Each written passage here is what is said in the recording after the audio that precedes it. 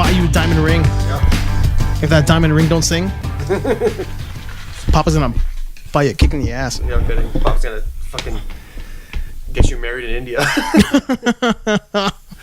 If that diamond ring don't sing, Papa's gonna get you married in India. Yeah. He's gonna sell you off for a goat. To Baljeet Singh. To Baljeet Singh. If that diamond ring don't SINGH.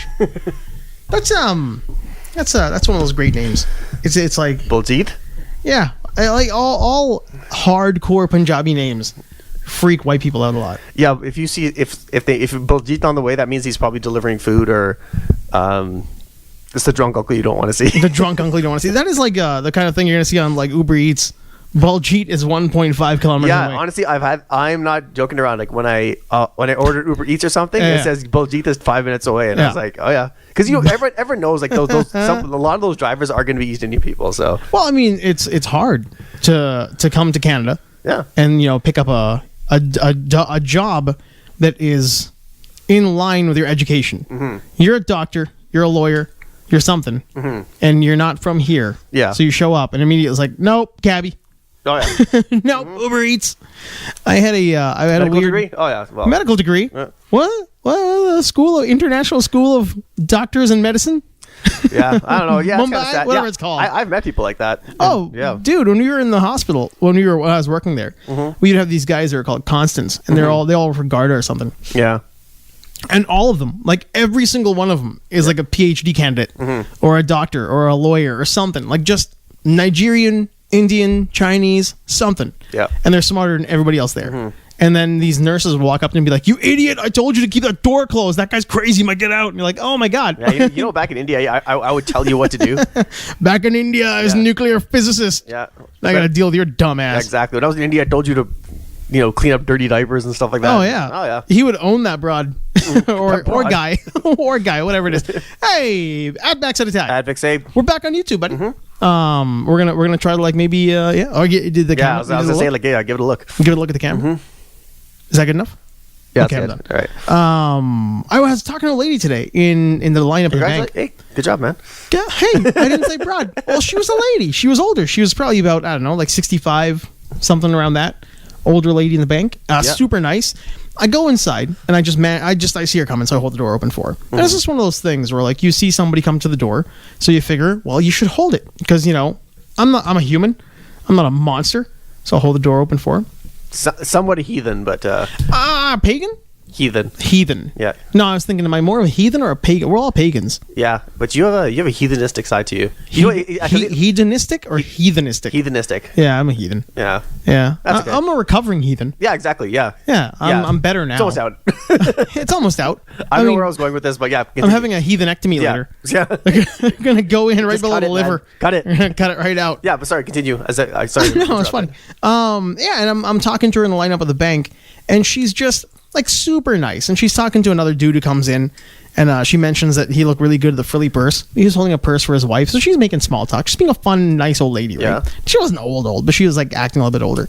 But she was talking about. Eventually, the conversation comes to me. We start talking more, and she says like, where else can you go but in the bank here in Mill Woods and be super multicultural? Yeah. She was like, everybody's just so multicultural. And she wasn't like being a jerk about it or being weird about it. She was like genuinely blown away by how I was like, there's like a brown guy over there, and behind me's a white lady, and I'm a white lady, and the guy in front of you had a turban on. The guy in front of him looked like he was Chinese. Yeah. I'm like, she's just like a happy-go-lucky lady. She's having a good time. That's good. So we're talking, and it like goes to like she makes like she talks about like a proverb or a rhyme that's like red, green, yellow, blue. All of us, we really poo, like something. She made some sort of a joke, like a hymn or whatever the hell she called it. Yeah. About how we're all the same. Like a haiku. Not like a haiku. I can't remember what it was, but it was cute. And it was just one of those like nice little moments. So I mentioned to her, I'm like, yeah, it wasn't like this when I grew up in the 80s. Yeah. We didn't see it like this at all. To us, it was we were the minority. And she's like, yeah, no, I'm the minority. I'm like, oh, not yet, but you're getting there. 2042, whatever the hell it is. Yeah. But you're getting there. And it's just like one of those nice little interactions. Yeah. And she starts talking more and more about how there are polite people out there. There's so many polite people out there right now. I'm like, you know what? She's absolutely right. The rest of the world, the regular world, full of polite people. Yeah. It's only really online. And it's only really like on Twitter and like Facebook comments and YouTube comments where we'll see you later. YouTube commenters. But it's really just there. If you cut all that stuff out, if you tune it out, and you're just like a happy-go-lucky 65-year-old white lady going to the bank talking to a brown guy, you're probably going to be okay. Oh yeah, ignorance is bliss when it comes to that kind of stuff. Ignorance is bliss, man. It's like that's just the thing. Like this week, I was just so full of people talking about like everything I read seemed to be something about wokeness or call out culture or just like the new witch hunt, right? Yeah. Hey, speaking of witch hunts, they didn't get Trump. They didn't get him. Acquitted.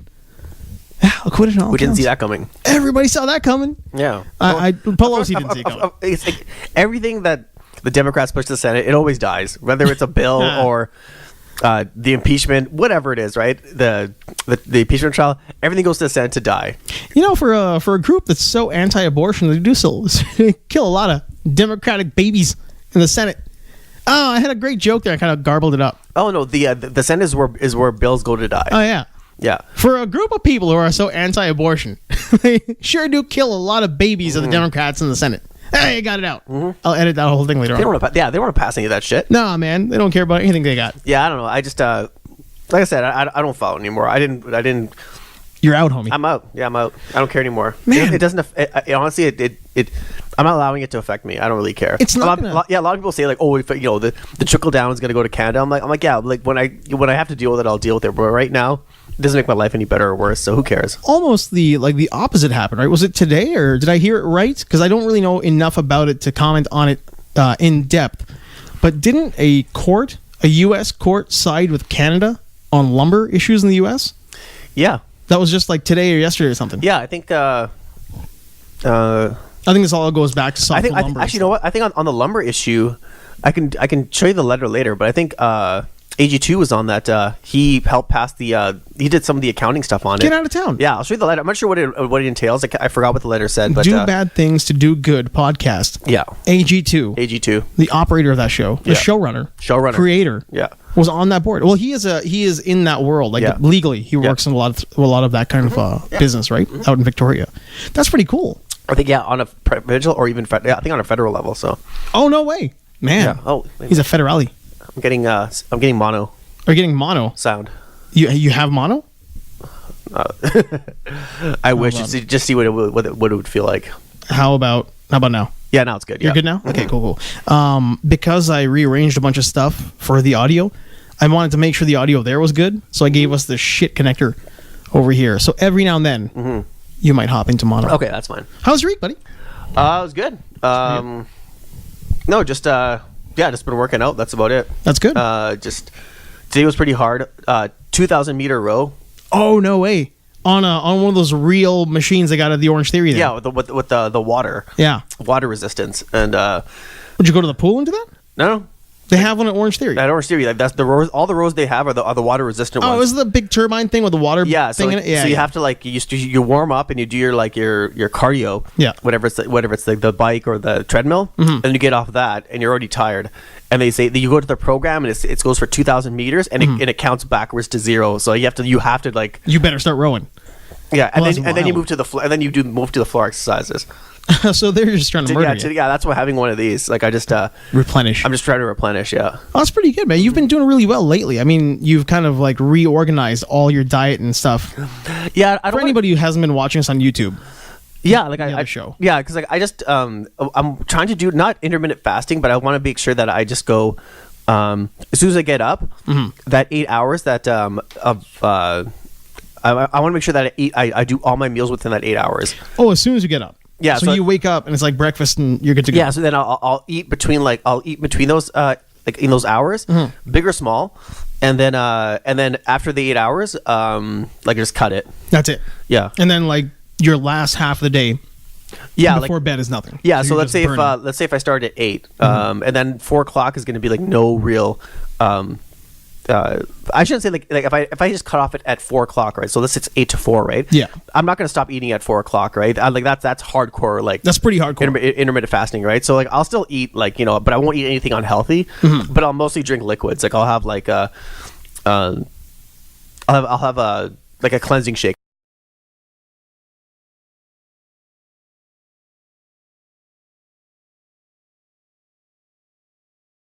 Yeah. Yeah. Yeah, and then after 8, but the 8 o'clock is where I cut it completely. That's like, it. I don't have anything, like not even liquids. And then from 8 to 8, you're like in that's your general That's my fasting resting. time? Yeah, that's my resting time. Yeah, That's pretty good. Yeah, so That's I don't not have bad. anything. Yeah, So you get a good 12 hours. Then. well, yeah, I try to do it. I'm about,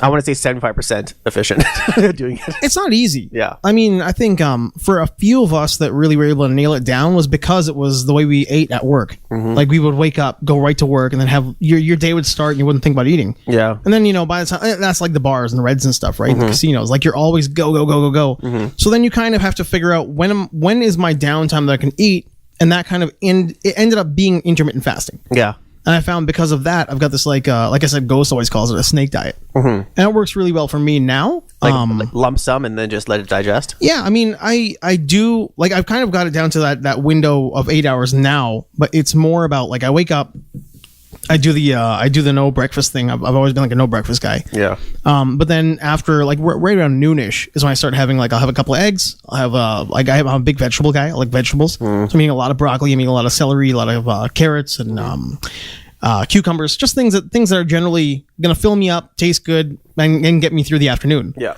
And then I come home, and that's when I kind of start doing a little bit of like healthy snacking, handful of nuts, some more vegetables, make a little platter of like protein and stuff. So if I have any meats or cheeses, that goes in my system. And then dinner time is always a nice big dinner. Yeah. And that's always around 7:30. Yeah. And this, Unless it's Thursdays.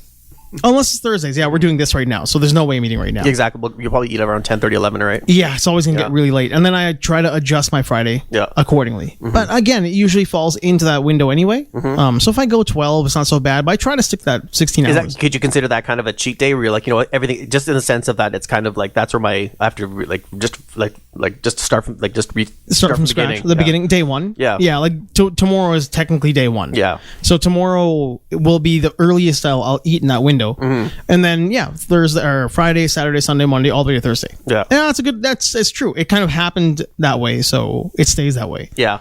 I made a conscious effort, like I know you did around Christmas time. I was like, I'm getting kind of pudgy.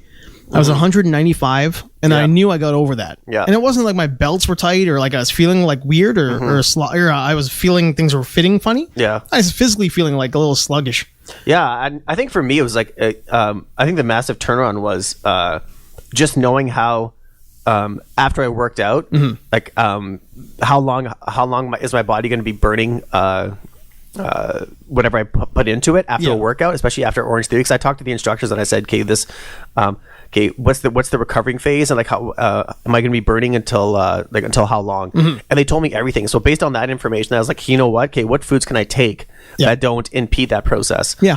And then you're hitting pretty scientifically. Yeah. So I just said, okay. So then I started reading up on stuff. And I went online and I said, okay, now. Like obviously everybody knows this, but it's not about what you eat, but when you eat, and especially when you incorporate exercise into it, right? And that's if you're doing it the way you're doing it. Like you've got a good nutrition guideline from people who know they're doing. Yeah, and like this is not, and by no means am I smart about this. It's like anyone can access this knowledge. So it's available. It's available. It's just a matter of like how hard you want to stick to it, right? So. Yeah, so I think that's where I said, you know what? It's not just a matter of like you could eat healthy as all I want, right? But of like after exercising, what should I be eating? What should I be eating? And within the next not just like right after I work out, but like in the next 8 hours or until I go to sleep. And then when I started doing that more, I noticed that after I'd work out and I'd have like maybe one of these or something. Yeah. And then have a high protein meal afterwards, right? Because this is just a supplement, right? You have to eat a high protein meal, right, with everything in it. Yeah, you can't just live on protein shakes. You can't just drink that stuff all the time, right? But I found out that before I did that, I'd work out and then my stomach would be kind of bloated because I would have but afterwards. When I tuned everything, I noticed that like right after a workout, I'd still be like, my stomach would just be a little bit big. It's like, I don't know why, because of all the water I was drinking, like could be, yeah, very likely. But then afterwards, about 3 hours later, like right now, for example, after Orange Theory, slimmed down completely. Yep. So it all just went away. All the water's gone out of your system, out of your belly anyway. Go take a leak and you're good to go. Yeah, and I think, like you said, you don't have breakfast in the morning, and I think that's. that's great if you can get away with it. Yeah, it's case sensitive, right? That's not for everybody. It's not for, yeah, exactly. Like my cousin doesn't do it either. I find that first thing I do, because one thing I have in the morning is I have this beside my bed. Oh yeah, you got it like first thing in the morning. First thing in the morning, when I wake up, I grab that thing and I drink about half of that. Yeah, you gotta pound that water out. Yeah. Now, my breakfast technically is that lime juice, Himalayan pink salt and water. Yeah. So that's my breakfast. Mm-hmm. So it's every now and then if I've had that dinner earlier, like around like maybe I don't know 6 o'clock or something like that. Yeah. Maybe in the morning I'll have a Vega. Yeah. Oh, excuse me. But usually, like you said, it's that big thing of water because you got to flush all that out. Yeah, you have to and the thing is too that it helps make you more full, I guess, more satiated, for lack of a better term, right? So like you're like, you know what, okay, I have that water in my system now. You can, it'll make you more full. So then like when we go to eat, you won't be like, okay, I'm starved, I haven't eaten in so long. Oh, that's what you mean. But like technically in the morning, if you wake up, do you feel like really hungry at that point? No, I do feel I have to put something inside myself, but I'm more thirsty than anything else. Okay. Yeah. All right. Yeah, I don't know. For me, I don't know. It's one of those weird things. Like I know people who get hangry, who if they don't eat like that baby feeding time schedule. Yeah. There's no way intermittent fasting is going to work for them. These are people who have to eat on a schedule. They eat 5 times a day. They eat the breakfast, they have the snack, they have the lunch, they have the snack, they have the dinner. And it's all spread out over like an 18-hour period. Yeah, I think those people who do that, I think they're correct in doing it. But I think also I think I was I'm one of these people.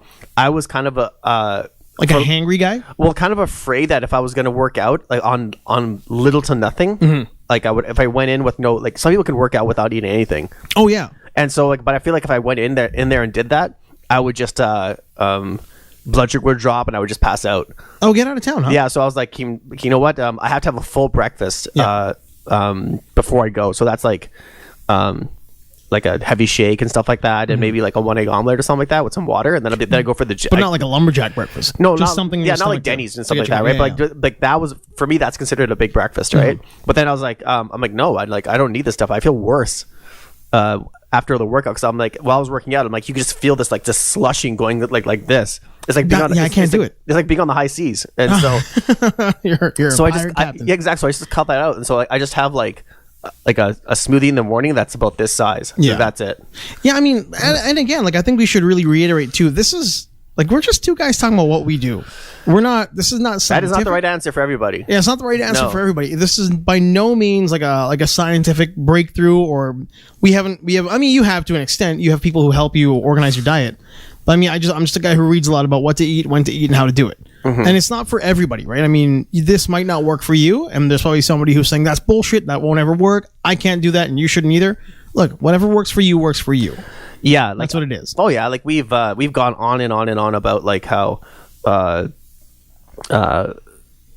just our passion for just trying to just be healthy. Yeah, just be healthy. All right. But like by no means am I in fantastic shape or anything like that. But like I think the importance of actually of taking care of yourself at this age is I personally believe, not everyone will agree with this, but I think it's actually it's fun to talk about. Oh, I love talking about it. Yeah. It's kind of become one of the two, not one of the two biggest things, but it might be the thing we talk about the most over here. Yeah, and I think exactly. So the people who do intermittent fasting, if they do that, I think it's I think it's great. I think it's awesome if you're able to stick to it. Yep. And 100%, and you're happy with the results. If you can stick to it, and the results of and you see something that you see that change of whether it's your dietary habits or your physical the way you look. Yeah. That's awesome. Yeah, I wish I could do it. It is, like I said, it is case sensitive. It's not for everybody. It's not going to work the same way for me that it does for everybody else. No. I do find for me my biggest thing to line up with the intermittent fasting was to make sure I didn't eat processed carbohydrates. I tried really hard, and I mean I fell off the wagon a lot, but I definitely have less sugar and I have less processed carbohydrates now and less simple carbohydrates now than I did at the beginning or the end or even middle of December. Yeah.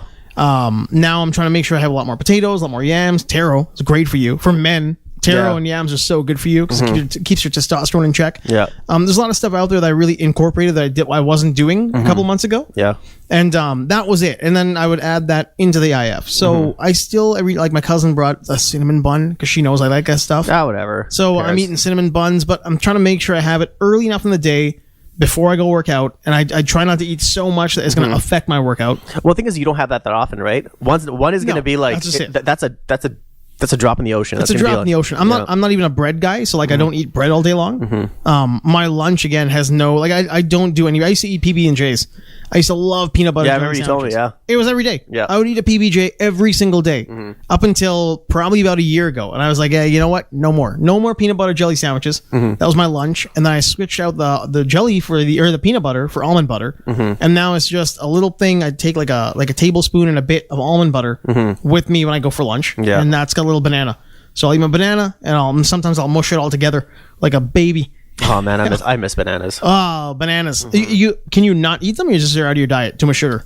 Too much sugar. Yeah, too much on my sugar. diet. Yeah. Yeah. There's one thing I might try if I can get like a small like vial of it. I think I might just I'm gonna try collagen and just see how it's like. I know a couple guys who are into that. Yeah. Yeah, they say it's pretty beneficial. Yeah. It helps out quite a bit. Because there's, I mean, like natural plant collagens and stuff are so good for your system. Yeah. They're really good for you. Yeah, remember that paleoethics thing? I have. That's what I put that and just and chlorophyll and water and just in this. Yeah. And I drink half of that like first thing in the morning, and afterwards you're just like, okay, I'm kind of awake, and then take a shower, and then actually I eat something, and then I take a shower, and then after that, hopefully everything is like digested properly. But Where it like should if you be, can if you can just drink liquids in the morning, I find for me anyway, it totally works. But I think when you have smoothies, like don't put like things with high glycemic index in it. Like Yeah.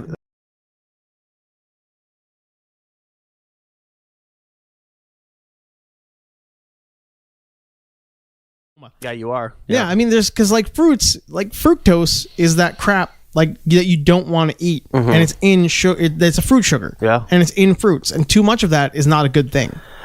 Like my grandfather was eating like a bag of oranges a day at one point. And in his mind, he's an older guy. He's in Las Oranges Vegas. are so high in sugar. They're so high in sugar, and his doctor's like, "What are you doing? Like, what are you doing? Like, what's your diet?" And he's like, "I eat vegetables. Like, I got a mainly vegetarian diet. I have some meats." He's like, "Well, are you eating bags of candy?" He's like, "No, I'm eating bags of oranges." He's like, "Well, there you go." There you go. But it was just one of those things where he didn't realize how much sugar he was ingesting. Yeah, And then- because you think about oranges and you're just like, it's a natural thing. It's like It's healthy. It's almost like it's one echelon below like an apple. It's like as a hand fruit. Is it even below it? Well, yeah, because it's harder to eat. Yeah, You gotta really get peel in it and there. stuff like Yeah. that. Whereas an apple, you just have to wash it and then you're good to go. You're good to go. I would scrub it because there's all that wax on it. But like, Oh man, yeah, no. But Don't buy those Red Delicious apples. yeah, but I love those. I love green apples. Yeah. with the tart. They're And pretty good. and I love Honeycrisp apples. The Honeycrisp is a brilliant apple. Yeah, I love that apple. It's an underrated apple. Mm-hmm. If you get one that's like kind of on the pinkish side, but man, those pink lady apples, those Crips pink, yeah, those are great. they're ridiculous. Yeah. They're not great right now, but once like I don't know, like late summer hits, Mm-hmm. they hit this point where that might be the season. But then who knows, right? Because they've engineered those things to sit in a freezer for Mm-hmm. or in a cooler for a year and a half. So I don't know. Yeah, I think I'm just more. I like those things more now because I have them less, which is obviously You appreciate it more. you appreciate it more. It's like Bill Burr and the so- Guinness. Yeah, exactly. Yeah, you just you're just like, you know what? I don't. You could eat what you want, obviously, right? But Yeah. like, hit the elliptical or go outside. So. Just be active, right? I mean, Yeah. there was that dude who did that. It was the only time I ever saw anybody do that whiteboard drawing thing that made any sense because he wasn't trying to sell something, so he's getting right to the point. Yeah. Was the guy who talked about a half an hour of intensive walking every day. If you're going to do nothing else, if you don't like lifting weights, if you don't like going to the gym, if you're like Oh, well, I saw that. exercise that phobic. was a while ago, though, right? That was a while ago, like 5 years The ago. guy who just said, you know what, I want to lose this weight. He goes, Yeah. I just want to go for walks. That's it. Is that the guy who was giving away those? Who did that? He was helping the homeless as well by just buying. What was it? I don't know. No. That what was a else he different guy. doing. Yeah. it No, might have this been guy different was like he. No. I think this is the same guy who actually said he saw the homeless people on streets. So he went in and he bought he went to McDonald's and he bought I think like 100 burgers or something like that, Maybe, right? And he yeah. went to the street and he's like, "Hey man, you hungry?" And he just started Eat. like pucks. He just like, like Just throwing shooting stars, burger pucks. Yeah. Throwing some meat. Little meat frisbees. Yeah. So like, but that guy That said, could've you know been what? the guy. I just want to go for because I guess he didn't like the gym routine, and he's I like, think he's a doctor. yeah, and he said, you know what? I'm just gonna go in for walks now. Yeah, that's all he's gonna do. Oh yeah, that doctor. Okay, if it's the doctor guy and who that is, Yeah. that's a different guy than this guy. Okay, yeah, the guy I'm talking about is a doctor. Yeah, but the one guy, the other guy did the same thing. Yeah. Yeah. Okay. Yeah. No. The guy I'm talking about was the only time I ever saw, and I'm fairly certain he's a physician. And it's the only time, and I think the reason it's the only time is he's the first one who really did it like that. That it was just the whiteboard and the hand, and he's just drawing. Yeah. And he's drawing about all the stuff, like it's just a visual guide through why you should be walking, like why you should walk a half an hour a day. That's it. If you're gonna do nothing else, a half an hour of just like a good pace. You can't be just dilly dallying and walking like. Yeah. Like an old man, the hands behind your back. You have to be in a mall. It has to be a brisk pace. A brisk pace. Yeah, Yeah. you gotta You have have a to be real like brisk pace. like arms swinging and stuff like that. Like my grandfather, he used to walk. Like he would walk like from Yeah, you're saying he was a trooper. no, like the way he used to walk, he would just like like rapid pace, like in his prime. Like he would just go crazy. He's also a military man. Yeah, He probably understood the balance of exercise. He's, and you movement. know what? He's probably marching instead of walking. Yeah, right. I mean, doubt it. very likely he was probably getting a good hard march on. Yeah, I wouldn't doubt it. But yeah, man, like I was doing that, and then I got caught into the cycle of the Dr. Oz and Mark Wahlberg. How Oh, Mark God. Wahlberg's like, I eat breakfast every day. Well, I don't know how you'd say it in the Boston accent. And Dr. Oz did that weird thing. He's like, you don't need to eat breakfast. So breakfast is for losers. And then they had their whole little back and forth. Okay, I don't Two know. different worlds. The thing is that their fitness goals are completely at odds with each other. Yes. So like, In exactly, because Mark Wahlberg wants to be a tank. yeah, he wants to be like super fit and Yeah. like and strong and like Yes. big, right? But Dr. Oz is like wants to like lose weight and be like Don't be obese. don't be obese and like like lose weight if you are too heavy. Yeah. Those are two, yeah. So like Well, one is concerned with cardiovascular health. yeah. I would imagine Dr. Oz's big concern, because I'm pretty sure he was like a general practitioner. I don't think he's like or was he a neuroscientist, neurosurgeon? Because he always did think the he's just livers a- and the stuff. Like he's all internal medicine. I think he's internal medicine. Yeah, I'm pretty sure that's what he was. But he's had to talk to Congress because of being a selling Oh yeah, he's a snake magic oil pills salesman. to everybody. Yeah, no, that's why when I saw that I was like, I lost all respect for Dr. Oz. Yeah, no, he's absolutely a snake oil salesman. Yeah, he is. 100%. Like him, But he doesn't and, admit that he's a snake oil salesman. That's the thing. He practices like he's not. No, he totally is. Yeah. Anybody who has like the kind of like connections to Pfizer, I know like Dr. Phil is not well regarded. Yeah, that's right, By yeah. a lot of people, but at the same time, like he is well regarded by a shit ton of really Yeah. like high level High people, level, yeah. who are rock solid in their resumes. Like I mean, the California, like the children's, what do they call it? The children's advocacy groups in California and whatnot are all behind that guy, right? But every now and then he rolls somebody on from Pfizer. And then you're like, well, come on, man. Like that's like who's You don't paying need him? you don't need ratings that bad. You know, Fuck well, off. it's money. They're paying him, right? Yeah, So that's- Pfizer's giving him a shit ton of money. Yeah, but that's everything is money. Everything's money. Yeah. But with the Dr. Oz thing, like, you're right. Like, it's like, come on. Anybody who's got all that kind of crap they're selling on there, it's a TV show in the middle of the day. Yeah. There's definitely You have to advertising you dollars. have to get viewers. Yeah. You have to do all these things, right? So like something if you're going to be on like daytime TV, where most people don't watch because everyone should be at work. You're going to be fighting for like a small slice of a small pie. Oh, exactly. So he'll do whatever he can, and then he did one where he got caught with that Garcinia, whatever that one pill that said that will guarantee you lose weight, and so he went in front of This is a while ago. Yeah, this is yeah. a while ago, yeah. Yeah, so the like, Congress yeah, thing. so this Okay. this is where I just totally like just dropped the ball on whatever the fuck his name is, like if you Mehmet Oz. yeah, Dr. Oz. So like, if you see some value in what he's telling you, like intermittent fasting, that's cool, right?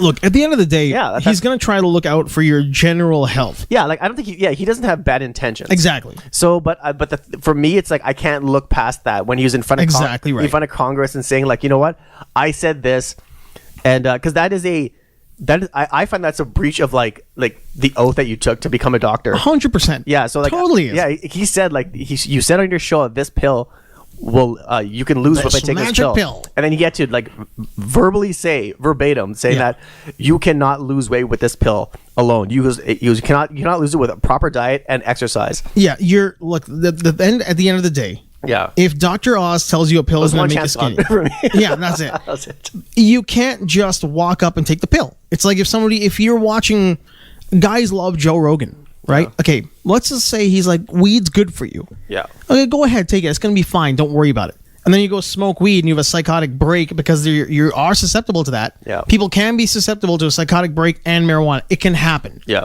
And you go in bonkers. And then you go to your doctor or you go to you go to your lawyer and say, well, I want to sue Joe Rogan because he smokes weed all day long and he said weed's good for you. It's like, look, man, he's just a guy on TV, Yeah, on YouTube. He didn't invent weed. He didn't invent weed. It's up to you as a person who's going to ingest something to do the research on what you're putting in your body. Yeah, like I would say if you exercised well and you ate a proper diet and maybe you took that pill, those magic pills that he was talking about, magic beans? Yeah, those magic beans, whatever, I would have no doubt that you would see some benefits. Absolutely. You know, whether Look at Effie's and Xenotrin. Yeah. Remember when everybody's on that shit? Yeah, I remember that. Yeah. Everybody's on Xenotrin. There were people like you would tell because somebody would burp or fart and you'd be like, God, get out of here. Get out of the building. Because that guy's clearly on Xenotrin. Yeah, because even if it's a placebo effect, exactly, people would take it like because it becomes part of their routine. Like, you know, I exercise, eat this, eat that, and then I take my that pill, whatever, and then they get into routine. But it gets you into a healthy routine, right? It gets you into a healthy routine. So whether it's placebo or not, you know, that's up to everybody else to decide, right? So, but if you want to follow his advice, yeah, go ahead, right? But I don't think there's malice in his heart when he's talking about things. So that's where I will give him a break. That's where exactly I'll give him a break. He is a dude on TV trying to make advertising dollars to get rich. Yeah. At this point, he's probably got the best intentions, but every now and then he's going to try to sell something. You have to, because that's his job. That's life on. You want to be on TV. Yeah, you got to always evolving. Yeah. He's evolved into because this is what I watch when I get home. I'm usually home by then, right, from work. So I get that 2-hour block of Dr. Oz and Dr. Phil. So while I'm like editing or drawing or whatever I'm doing, that shit's on the boob tube. Yeah. The boob tube. The boob tube. And I'm watching that kind of crap. But he's transitioned into true crime now. Dr. Oz is. And because I love true crime, like I'm watching that shit, like I'll delete all the stuff. Like I'll put him on the DVR. So I'll sit there and watch that shit. I'll watch it. He's in true. Oh yeah, that's right. He is. After I remember that. Oh god. So once he got that, I started taping it. I was wondering what that was. Yeah, he's doing it's his whole gimmick. He's terrible at it. He's awful. He's terrible at it. He's awful at interviewing people. Yeah. He's awful at getting the truth out of a situation. Because I think he's just a normal dude. At the end of the day, like when you watch him talk to people, he's always blown away by what they're talking about. Yeah, that's actually pretty true. Yeah, he's just a normal dude who just wants to know more about it, and he does not ask the right questions. He's clearly compassionate, but you'll notice times like he'll forget to say things. Yeah, and he'll just like be staring at a story. Like, oh, he's just a normal guy who's fascinated by it. But he had that friggin' Susan Smith thing happen. Remember the lady who killed her kids? Yeah. Yeah, so he had all that crap on. So he had the guy, because he hasn't been doing this for very long. Such a schmuck at this shit. Oh no, he has not. Yeah. No, it hasn't been that long. Yeah. But he had that the dude, the original, like the second jailer or the second like head guard, who screwed around with her. He fooled around with her. He didn't get her pregnant or anything, but he had sex with her in jail. I was like, man, he's not asking the guy the questions like, are you a moron or a pervert? Yeah. Like, I mean, clearly she's a baby killer, and you're the guy who was in power, in jail as an authority figure. Yeah. And you just start screwing around with the baby killer? Like, I mean, ask the question, Dr. Oz. Ask him, is he a moron or is he a pervert? The thing is that, you know, when you see like true crime stories, then it says like true crime, whatever he wants to call it, right? By Dr. Oz. It'd be like, well, already you're like, my god, crime. yeah. Like, why would I want to watch that? Like, hey, what's the best true crime? Hey, man, I'll watch it. Yeah, what's the best true crime show on TV right now? Yeah. Oh man, it's got to be something on that.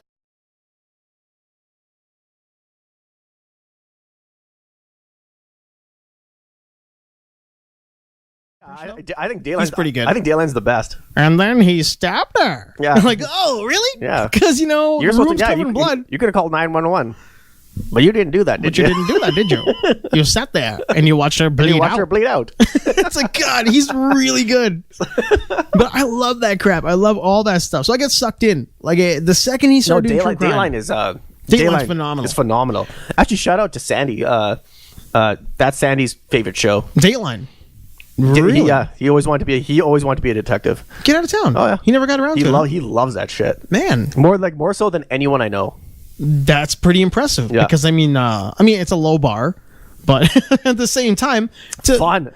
I mean, that No, guy but loves Chuck E. the thing Cheese is, more like, than anybody I know. It's not going to be like True Detective, like Yeah, every day, right? But like exactly. a lot of it is paperwork. A lot of it's a lot of I'm assuming paperwork. anyway. As a guy who did the PI thing for a little while, it is. I mean, it was nowhere near what those guys do. It's. I'm assuming it's a lot of like patience and sitting there. And, like, It's so boring. It's the reason. The reason I actually got into it. Is it like being an extra on a movie set? You think?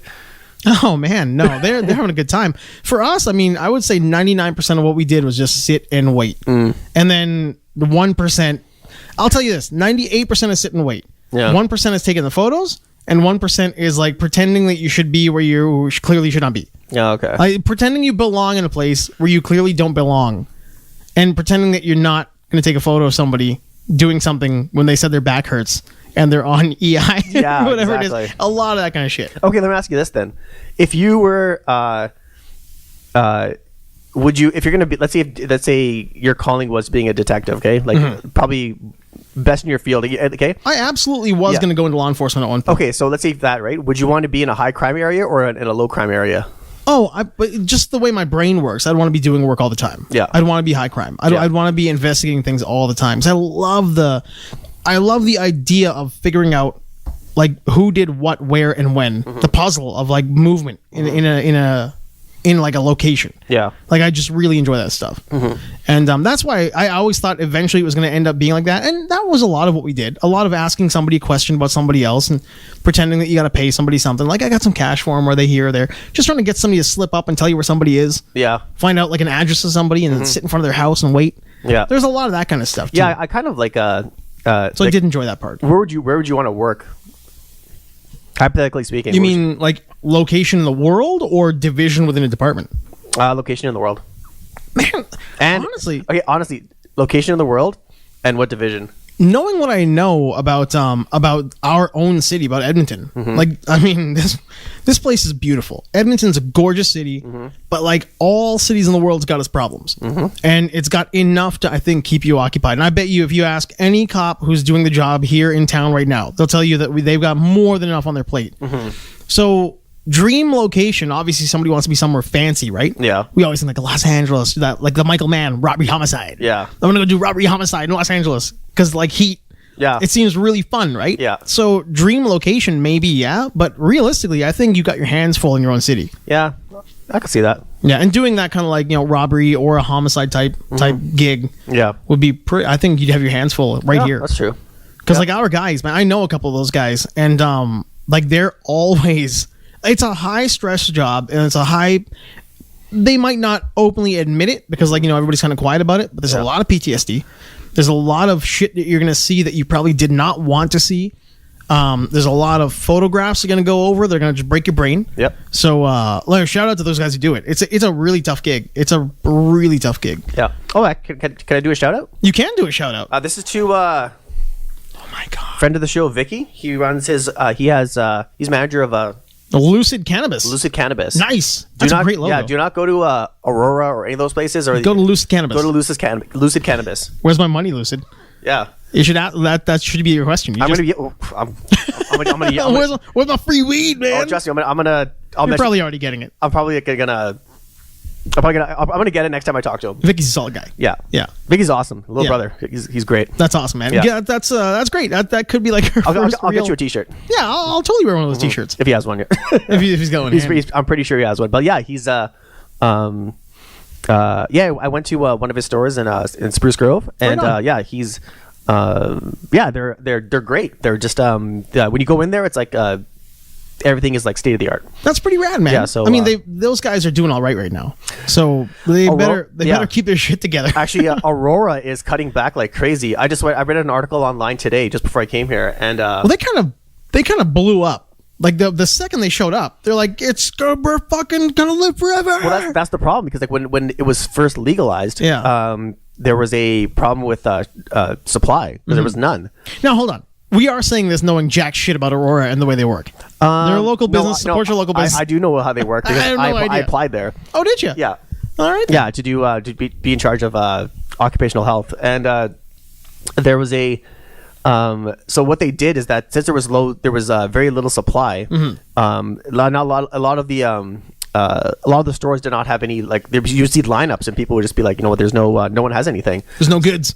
So Aurora went like, okay, fine. So then they just rammed the industry. Like you saw outside of Edmonton, there's that big, huge fucking. You really sold it. Yeah, the one by the airport. Yeah, it's like a marijuana gigafactory. You can't go to the airport anymore without getting high. Without getting secondary like a THC. What's the difference between, like, what do they call it? A contact high is when you touch it. This is like a smog high. Yeah, exactly. So you go to the airport, you're stoned. Yeah. How do you explain that smell to your parents? They're driving you to the airport. You take your parents to the airport. Yeah, and then be like, hey, this is what it is. That's weed, Mom. Yeah, so like, so what they did is that they scaled up so high, and now that the demand is exceeding, now that the supply is exceeding demand, they've plateaued. So what they're doing now is they're cutting back positions, and because they want to, because this right now is not profitable. So no. They need to bring it down. You got to bring it down. Yeah, it's like the oil boom, right? Yeah, exactly. So they do have to scale down. So you can't be paying people. That's what they're in the process of doing right now. That's I mean, that's unsurprising. There's got to be, I would imagine, like marijuana becomes legal. It's a weed. Marijuana becomes legal, right? Mm-hmm. And then all of a sudden you realize that, well, we're allowed to grow, what is it, like 3 plants?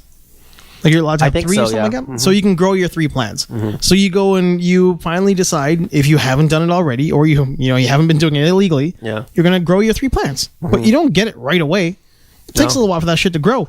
Then you got to cultivate it. And then you got to go buy some. So obviously there's going to be a little bit of a spike in interest in purchasing illegally. Oh yeah, this should not surprise anybody. It shouldn't, because like when you introduce something that everybody loves, but which was illegal, and now you legalize it, but like people were getting it illegally through their dealers, and then you misjudge, the government misjudges how many people do it, and then so obviously there's gonna be like a spike and a crash. Something's got to give. So yeah, like that's but no one should be surprised by this. No, I mean, I think like everything that's been illegal and then legal is like that. Mm-hmm. It's like, everybody like prohibition, right? Prohibition is one of those things. Like we grew up Untouchables. Yeah. Where all of a sudden you see they're smashing greatest movie ever. Yeah. This is great. They're going to Canada. They're moving the liquor. Yeah. But like they never show you afterwards. They're like, this is stupid, right? Like we're busting people for not drinking alcohol. Yeah.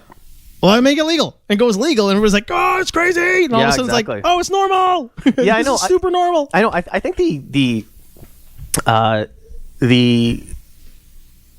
whole thing about how marijuana became like it's from its infancy to like what it is now. Yeah. The story behind it is not very glamorous. It's not glamorous, and I think the culture of weed is like very like kind of juvenile. But super juvenile. Yeah. So, but the importance put onto it by groups of people who are advocates of it. Yeah, the flag bearers of it, right? So they were the they're people you just probably do not want to hang out with. No, really. And look, there's nothing wrong with marijuana. No, there's nothing wrong with it at all. Go nuts, smoke it. Yeah, but the people who are really fighting for it. Yeah, they're the ones who are on the only thing they can bring to they bring is like some like really bad movies and like and cover of High Times. Yeah. So like. There's no glamour behind trying to it's fight not. for... Yeah, so it's kind of a fun thing, right? But like the whole backstory about of alcohol and prohibition and how it became legal and what they had to go through to get alcohol. Yeah. Like you can tie in NASCAR with it. Oh yeah. Like there's a whole history behind it. Like people don't realize the bootleggers. The reason NASCAR is big in the South. Yeah. Is and how it was created. Yeah. How it was created. It was because of bootlegging. My car is faster than your car. I'll get that booze there faster than you. Exactly. It's like, well, I'll race you. Yeah. And then when it became legal, like we have all these fast cars, let's create this track and let's start racing. Let's start racing. And all the rules led to like it's not the New York 500. No. It's not the Winnipeg 500. It's the Daytona 500 in Southern United States because they had bootleggers. Yeah, exactly. And and they're if you don't know the story, go research it. It's fucking unreal. It's pretty great, man. I mean, there's a lot of good movies about it too. Like you said, that the research is great behind finding out like what bootlegging and bootlegging technology became. Dukes of Hazzard, they were bootleggers. Yeah, right. Their whole history is bootleggers. Lawless, great movie about bootlegging, underrated movie. Oh yeah, Top Gear did an episode of it too. They did a road trip in that's right. In the United States and North Carolina, and the guys who were fixing his car, they told him the whole story. They didn't they destroy a car during that one, right? No, they blew an engine during that one. Well, Richard Hammond had a Porsche 911 GT3 RS, and James May had a Ferrari 458 Italia, and then I'm thinking of a different episode. Yeah, and then Jeremy Clarkson had a Mercedes Benz the gull wing door. like the SLK, the SLS. Yep. SLS. And so they were driving that. They were driving it on a track, and then Jeremy was like, James May was like, he goes, this guy's an idiot. He's like, he's just gonna burn his tires. He's gonna blow his tires because like the car does not, like, it just drifts and doesn't corner well, right? So he blew his tires, but they found out that they didn't have tires available for that car. So Richard Hammond and James May, they just took off. They're like, Forget this guy. They're like, fuck this guy. And then so he sat there. He had to wait until like his tires got fixed. So he had to go from like, and the mayor of that town said like, yeah, you guys can use the track. He goes, and he called in the favor to the tire companies and the tire shops. He's like, yeah, you know what? He goes, I want you to open up the shop. I know it's closed. He goes, I want you to open. And then Jimmy Clarkson like, can you imagine Boris Johnson doing this for us? Oh, never. Not in a million years. Yeah, and so he went there, and the guy told the whole story about how about bootlegging, the birth of bootlegging. Yeah, and then Richard Hammond did a special on NASCAR in one of the Top Gear episodes. Yeah, and he talked about how it like from its infancy, and then he was actually at a NASCAR race, and as the tire delivery guy. God, that show was so good. It's crazy, yeah. That show had so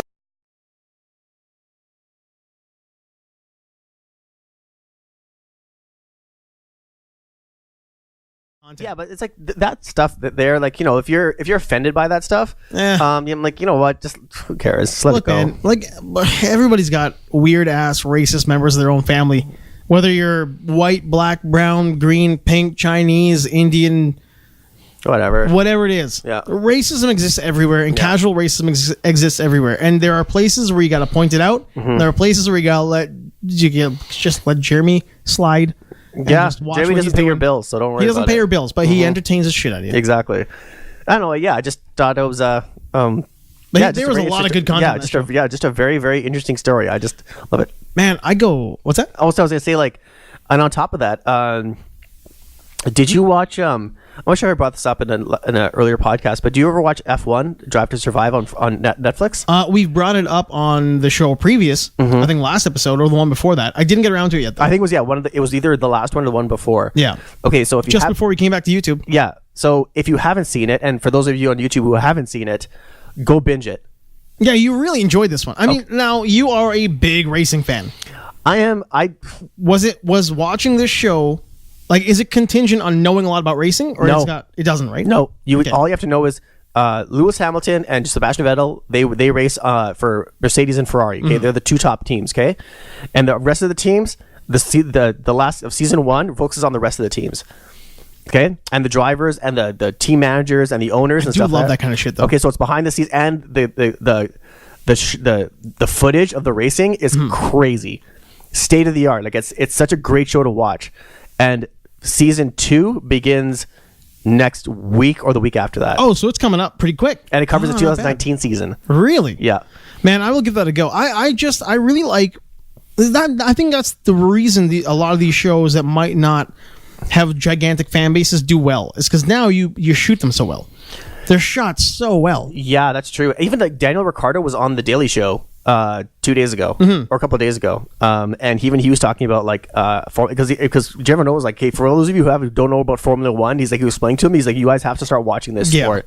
And Daniel Ricciardo's like, he's like the kind of like the friendly guy in Formula One. He's the guy who always smiles, and he's like happy-go-lucky. Yeah, he's happy-go-lucky, but he's one of the best drivers. Like, if you gave this guy Lewis Hamilton's Mercedes-Benz, he'd win everything. Get out of town. Yeah, I wouldn't doubt it. I will definitely get into it. I really I was never a huge F1 guy. And then the two F1 movies came out. Yeah.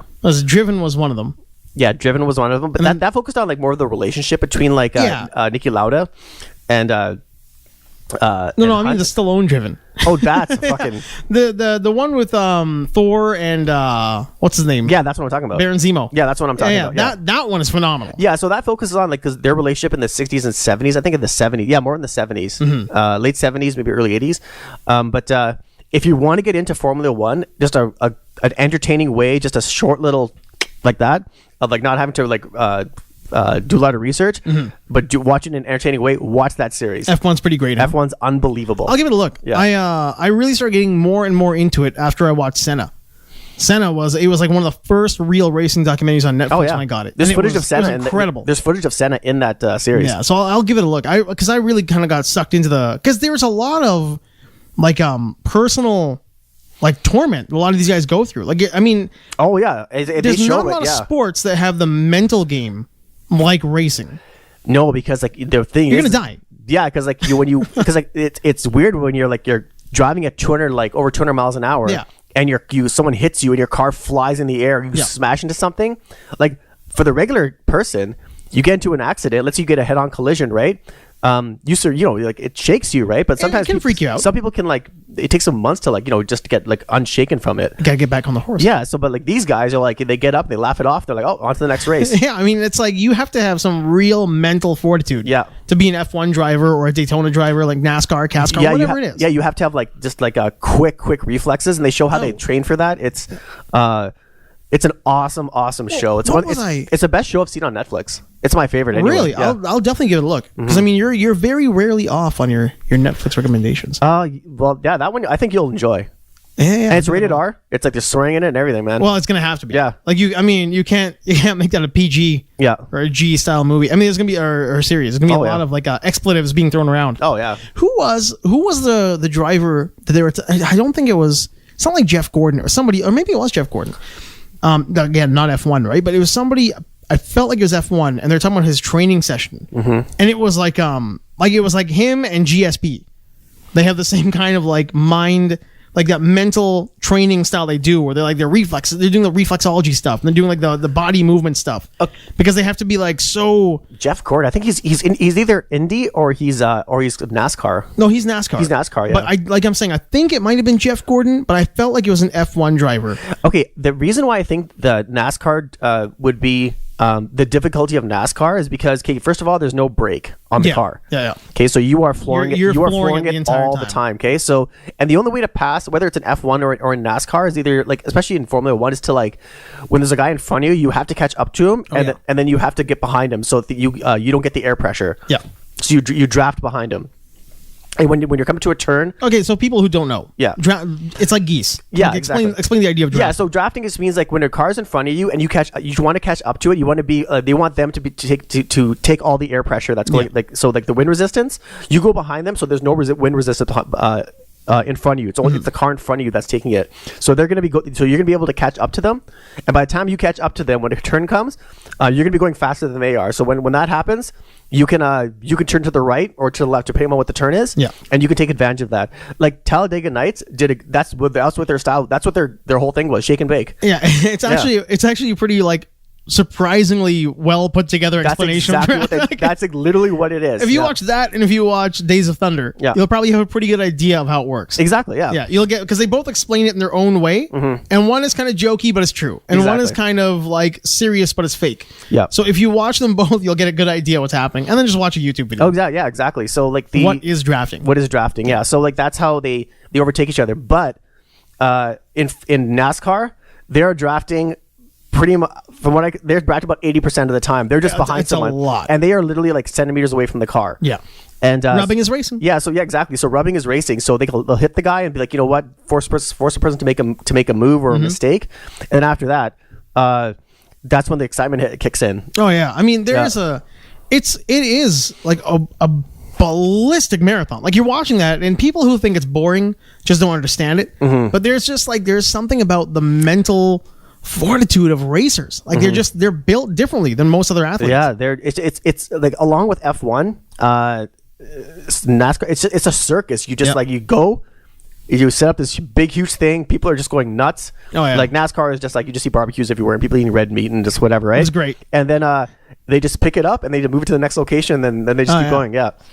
Man, there's like the community and the like I was never into tailgating or football, all that kind of crap. I love that shit. But I wish I did more of it. Yeah, but like when you watch it with racing and NASCAR and certain communities that like to travel, like certain sports teams, or even the fucking groupies and the buses that go to like the Deadheads, all that kind of stuff. Burning Man, the concert hunters, the festival hunters, right?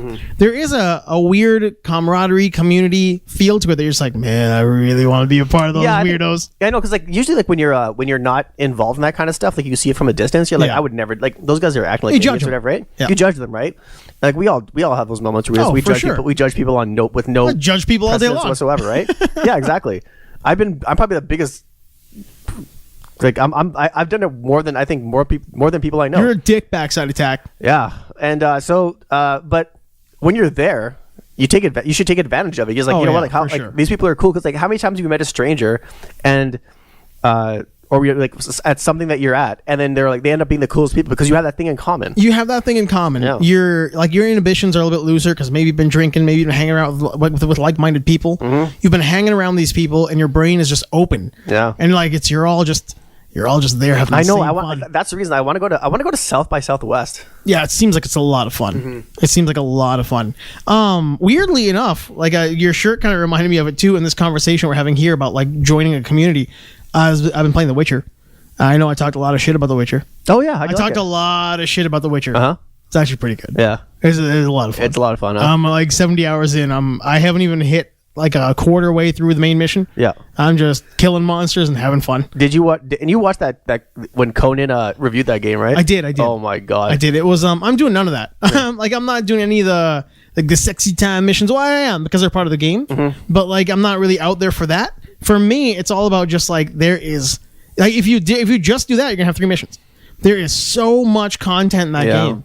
It is like friggin' open world, massive content. But you're around the countryside, running around doing your own little thing. You're not talking to anybody. You're killing a bunch of wolves, doing whatever. Mm-hmm. But the second you get back into a city, you kind of like you get a weird feeling as you're playing it, like the city. Oh, the smells of the city. The smells of the city. And I got that weird smells like lilac and gooseberries. Lilac and gooseberries. No, I hate that broad. I don't know who she is. I haven't met her yet. Yennefer? Yennefer. But when she rolls up, I'm going to see if I can like hit her with a sword. Like an actual steel blade. Well, there are 25 endings to the game. Not his dick. So hopefully like, one of them is a bad ending. Where, like, I'm already annoyed by her. Or where you're just like, you're grieving over her death that you caused. She seems like a real like piece of work. Like the other one there, the Triss, whatever her name is, Triss Goldenface. I know you're talking about. Yeah. The ginger. Yeah. Like she seems like a cool chick. Like she's got her own little band of mages. Mm-hmm. She's trying to keep them all safe, and she's like a leader. Mm-hmm. And you're like, oh, she's like a governor. Like I can get behind this character. This character's cool. The other one is just kind of like always acting like she's top dog. She's a tease. She's not even a tease. She's kind of like. But she's the prize at the end of the game. Nah, not for me, man. Yeah. Not for me. If I can get rid of her, I'm gonna push her off a cliff. Have you eaten a sandwich and had some apple juice and fought the water hag? Yeah. I've had the sandwiches. Amazingly, I was reading because I was having trouble with a couple characters fighting them, so I was going online and trying to find out. This is all going back in a minute. I was just trying to go to some guides to see like were there ways to kind of like get the upper hand. Yeah. Because I mean, I'm playing it on the base level. I think I'm like a level 20. I'm a level 20 melee build. Mm-hmm. And I'm fighting guys who are like 35s. Mm-hmm. Like they're just gonna walk up and slaughter you. And the dude on the Reddit there is like, just get drunk. Just get drunk, man. Get Geralt.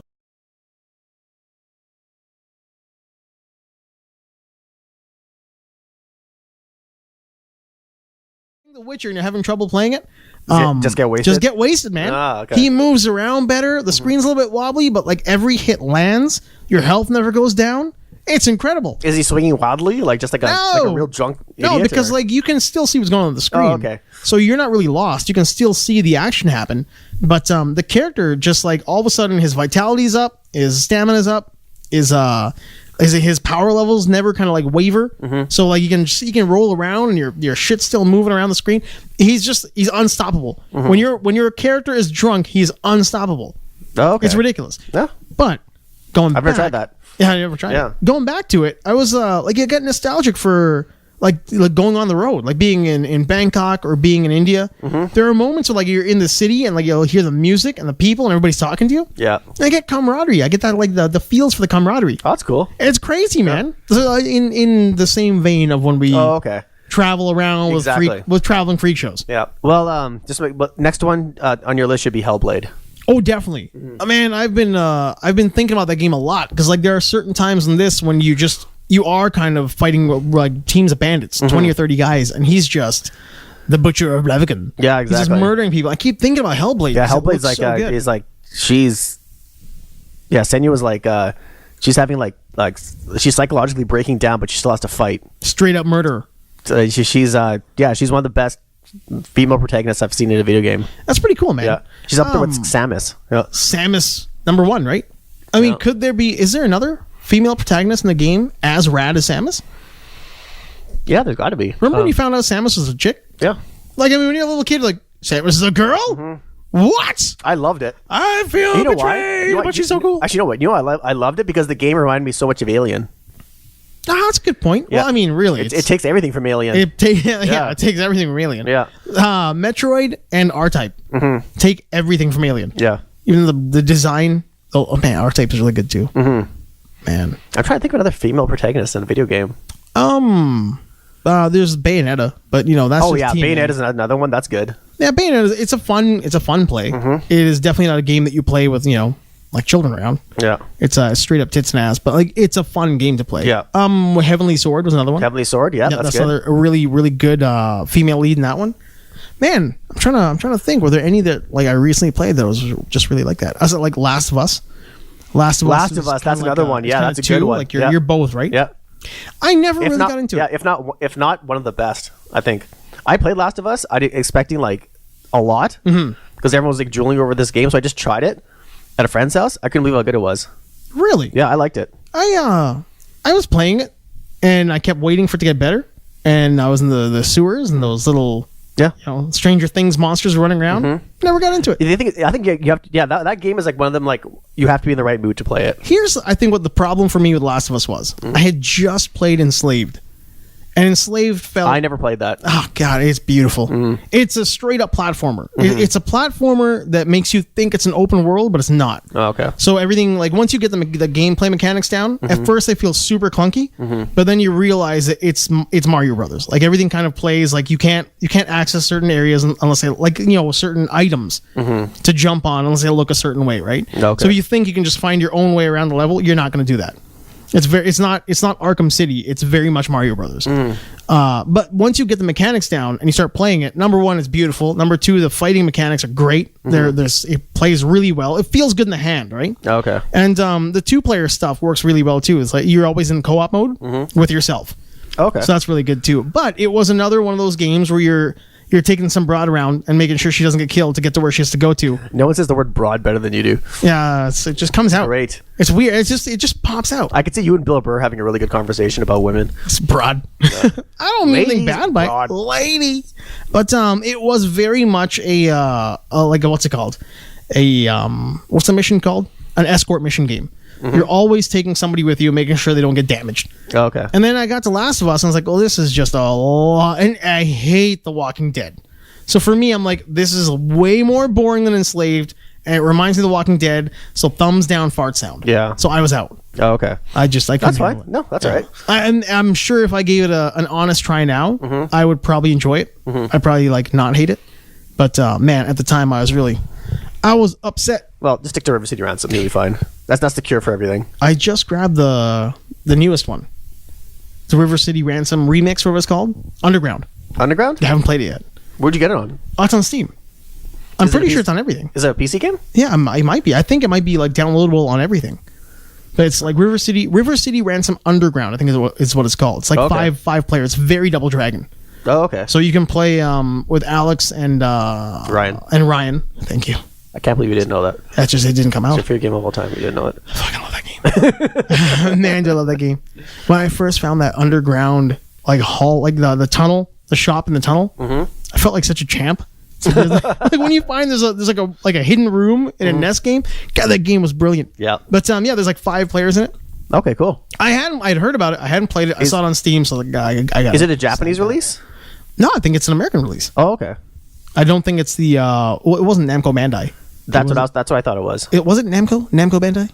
I believe it was, or it turned up. We should look at it. Yeah, let's take a look at it. I mean, it's right here, somewhere. It is. Check by Soundwave. It says made in Japan. Hold on a second. It's right next to Soundwave. Show it to the camera too. Show them greatness. Technos, River City Ransom. The people who made Double Dragon. River City Ransom. It really was. Yep. What a great game, though. Can I hold it? You can hold it. Yeah. As far as like NES RPGs go, I remember when I first got the codes for both Stone Hands and Dragon's Feet. No. Like you're a boss, man. No. When you triple punching and triple kicking. Yeah, when you get those two, you feel like a boss. But when you get Grand Slam, you're a god. When you pick up your player number 2 and swing them around like a weapon using Grand Slam. No, Grand Slam is when you pick up the list and you can go. Oh, that's a 3-hit with the weapon. Yeah. Can't you 3-hit with the person too when you're holding them? Yeah, that's right. Yeah. Yeah, it's the same thing. Yeah, Same thing. Same thing. Yeah, Grand Slam, Stone Hands, and Dragon's Feet. Why don't you get this thing bronzed? I should get it bronze, right? Yeah. I should buy one of those gold cases for it. Like, You get that thing bronzed and get it get it wall mounted. I should get it mounted. Yeah, get it. But then I couldn't play it. I still play these. Oh yeah, that's right. Yeah. I mean, I have the ability to. You know what? What I did pick up a while ago, a long time ago, but I don't think I've told you about it. I don't think anybody else who knows me knows I had one. This is Bonk's Revenge, Bonk 2, from the Japanese version of the TurboGrafx 16. Holy The shit! PC Engine. Volume 41. Yeah, man. I can't find one anymore anywhere. But I had a PC Engine that there's a whole story behind that where I, as an adult, as a kid, I had it taken from me, and as an adult, I almost committed an act of extreme violence towards a human being who took it when I was a kid. Can I take this out? You can, absolutely. But it was one of the greatest games I ever played. This and Die Hard on the PC Engine, which was Die Hard. I've seen that. Yeah. It was also on TurboGrafx. But it was phenomenal, man. It was they were just so crazy because the PC Engine, the machine itself This was is so cool if you can see that. Yeah, it's very cool. It's called a Hue card or Hue Yeah, card. it's called a Hue card, but it's like all the writing in there is in Japanese. All in Japanese. It is maybe cool. my favorite gaming purchase of all time. And just the machine itself was so cool. Like the TurboGrafx was pretty small. Yeah. The PC Engine was like a little bit smaller. It was all white and gray. But it was like just this cool little Japanese thing. And there used to be a place in Gateway Lanes, back when that was like the Gateway was like almost like a mall in a way. Yeah. And that had like a Japanese export video game store in it. Really? Yeah, they used to have games. I that never you went get. there. Oh, it was phenomenal. It wasn't big. The whole thing was maybe the size of this room. I went to TNP. Everybody went to TNP. Yeah. And this little place in there had like all exports and stuff. Really? Yeah, tons of stuff in there. Oh man, trade. Yeah, I remember Trade and Play was the shit. Everybody went to Trade and Play. Everyone went to Trade and Play. Everyone rad, did trades there. Like there was no point buying. Like I love that place. I remember that was where the greatest video game caper of all time took place. At the one here in the mall? No, the one at TNP. I did the. Yeah, but TNP was here in Millwoods Town Center. No, TNP was in Heritage Mall. Was it in Heritage Mall? Yeah. Man. Yeah. God, I totally drawing a blank of the Heritage Mall. Yeah, and I went in there, and that's where I. This is a very Edmonton conversation. Oh yeah, I think we mentioned this on the podcast where I traded in elementary for Airwolf, which sucked. Airwolf was hot garbage. Yeah, and then I said to Airwolf for Mega Man 2. Oh, that is a good trade. Yeah, we picked up Airwolf. We're like, okay, this game sucks, and then we're like, hey, who's Mega Man 2 can we take? Only one person had it. Depeche. Really? And you does he know? Oh yeah, he's to this day he reminds me of like how bad he got screwed over. Oh God. Yeah. I don't blame him. That's a good screw over though. Yeah, because one of the worst games, one of the best TV shows of that era. It's unwatchable now, but it's like But it's no different than like E.T. and the E.T. game. Like E.T. as a movie is phenomenal. Yeah. E.T. the game on Atari is like one of the worst things you could possibly put in your Atari. Oh, it is the worst game of all time, right? It's the basis for the angry video game nerd movie. It fell back there, but it's back there. Oh yeah. E.T. I got for Christmas one year. The year it came out, and I remember. Oh, not to go away from your Airwolf story. Finish your story first. No. We talked about it before. Like we just said, I said you have to try this game because like everyone was a fan of the TV show, right? Yeah. And so I said you oversold it. Yeah. Totally oversold it. Yeah. And then he said, oh, awesome. Then he gave me Mega Man 2. Mega Man 2 is to this day one of the best games ever made. Mega Man 2 is Mega Man 2. Yeah. Like, I mean, you compare. It changed everything for Mega Man. Oh, it's so good. For Mega Man 1, for like that had like was a score based one to like, and they completely redesigned it. It was like a hard RPG. Yeah, and they didn't think that Mega Man was gonna survive. And in the first game. In the first game, they're like, hey, well, this is not going to survive, so they changed everything. And Mega Man 2, the actual Mega Man 2 and Mega Man 2, is Mega Man 2. Yeah, is like Mega Man 2. from Mega Man, Yeah. and Mega Man from Mega Man 2 are two different people. Yeah, like the Mega Man is the same, but what they did is that that first, if you want to play Mega Man 1, it is not really like Mega Man 2 because it is very score based. Yeah, and so but you don't have like upgrade weapons in that one either. I haven't played Mega Man 1 in a while. So like, but what you did is that they changed the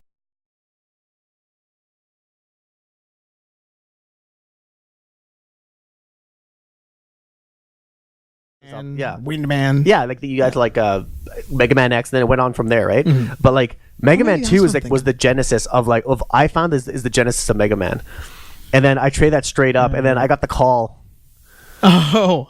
either face to face or the call, and he was livid. What is this piece of hot garbage? He's like, "What the?" He's basically saying, "What the fuck is this thing?" Right? And I was like, "Hey man, buyer beware."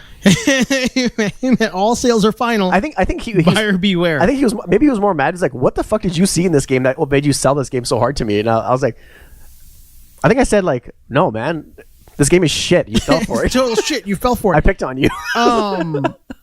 Next week we'll be doing our first episode of BSFW watches Watches, yeah. or whatever we're gonna call it. It'll probably end up being that. I don't know what we're gonna call it. We're I gonna have watch four movies picked out. That's awesome. I've got a bunch too. Yeah. So we'll just do them all. Yeah. We'll whatever They're all you've got 4K picked out. movies. Yeah, we'll do all that Yeah. stuff. But I did the same thing you did with Airwolf, the game, to one of our buddies with Night Watch, the movie. That Timur Bekmambetov, whatever the hell. Yeah. I watched Night Watch and I didn't know why. It's I such love a- that movie. Do you like it? Well, it's shit, but I It's love it. such shit. Like Yeah. it for what it was meant to. Like it won all these awards. Mm-hmm. And people went nuts for it, and everybody wouldn't shut up about it. So I watched it, and I was like, "Well, that's 2 hours of my life I'm never gonna get back. Like, this is awful." Yeah. So our buddy Dan was like, "Oh, Night Watch, was it any good?" I'm like, "Yeah, it's really fucking good." Okay, you know what? It's good if you watch it with someone else who can appreciate its shittiness. I That's- think you're delusional. I think that movie's a piece of shit. We can agree to disagree. We're gonna have to, I like so many weird movies though. Yeah, you like Sleepaway Camp 2. But what did I say? What was mine No. that you I you love didn't Sleepaway like? Camp 2. You love Sleepaway Camp 2, but Yeah. you don't like the Fast and Furious movies, which is the shit that I like. Yeah, exactly. I mean, those movies are hot garbage. Yeah. And I will. I think my watch movies. them. I think your movies are hotter garbage because they have so much money and they could have made them so much better. Oh man, Mine did the best of what they had, yours did. There is true. and they were made absolutely at the, true. And 2 and 3 were made at the same time. They were made at the same time. Yeah. They were Back to the Future. Yeah. They had no money, Yeah. and they're still great slasher movies. Oh yeah. They're very good slasher. Yeah, movies. and there's documentaries behind them and stuff like that. But There's a lot of Fast history. and the Furious. The thing is that there's a market for it. Oh yeah. They're already exactly. They're already making this next one. Oh, he's saying That's that the number last 10 one. is going to be 2 movies. Yeah. He's like Fast and Furious 10. It's going to be Fast and the Furious Yeah, I 10. read that. Yeah. And Fast and Furious 10 Part 2. Yeah. They're going to have to call it like 10 and 11. Flevin. Yeah, like I'm just wondering like how many. You know what? I'm not even going to discuss it because no, you like can. Go how ahead. many like I can see why people think it's kind of fun to see like cars do like He's Spider-Man. It's his friggin' car. that defy This physics next and one. stuff like that, right? Oh, it's so good. I just find like okay, here's the thing I don't like about those movies. Okay, like there's number one. Okay, and this takes nothing away from the movies because the movies are just there for the people who like them. Okay, number one is like I can't stand all like the stories are totally stupid. Okay, Okay, no, you mean the first movie? not the first movie. The first movie. I watched the first movie. That's the only one I've seen. It's the only remake of Point Break. Okay, so worth watching. I'm talking about like 5 to 15 or whatever it is. Okay, like, Okay. okay. So I'm talking about the later ones when they got really out of hand. when okay? they became spy movies. Yeah, so when The like- Rock shows up. Yeah, exactly. And and then when people start making their appearances in them, like Charlize Theron and Yeah. and Kurt Russell and all them, right? Because they just want a piece of the pie. So like the storylines are so stupid, and then you can see where the special effects are. Yes. And they're blatantly obvious because I know a tank cannot do a 360 in the air. Okay, Yep. for example, right? So having all of that, okay, I can't stand that. So I'm like, why would I go to a theater and have it shoved in my face? I mean, that's exactly Yeah, right. but that's just me though, right? But Exactly. other people be like, you know, I get a kick out of that. It's like watching a fucking puppet show. It's like Totally, man. Yeah, exactly. It really is. To me, it's like, what are they going to get away with? What are they going to try to get away with? And I'm not saying that people who watch that are not aware of the things that I'm aware of. Yeah. They know this too, right? Absolutely. Yeah, but they're just like, you know what? It's like it's junk food for them. They don't In care. this next one, a car suplexes a semi-trailer. Yeah, I mean, exactly. straight up WWE style, suplexes a semi-trailer. Yeah. I can't wait to watch that. Yeah. I mean- Is the Rock in it? No, he couldn't do this one because, I wish number one. he did that. It'd be great. Yeah, if he gave like a semi truck the Rock bottom, that'd be hilarious. We were watching that one where he picks up the Gatling gun off of the stealth bomber, whatever the hell it was. Fuck. And shoots it without a trigger. Number one, because there's no trigger on that thing. Carries it like Arnold does. Yeah. The friggin' Gatling gun in Predator. But Raji was like, he was so mad at it. We're sitting in the theater. He'd already watched it. And he paid money again to watch it. So with which me. one is this one? This is the one where he gets the cast in his arm and he tells his kid, "Daddy's going to work," and busts the cast out. And he is that goes out the 7 or window. 8? I think it's 6.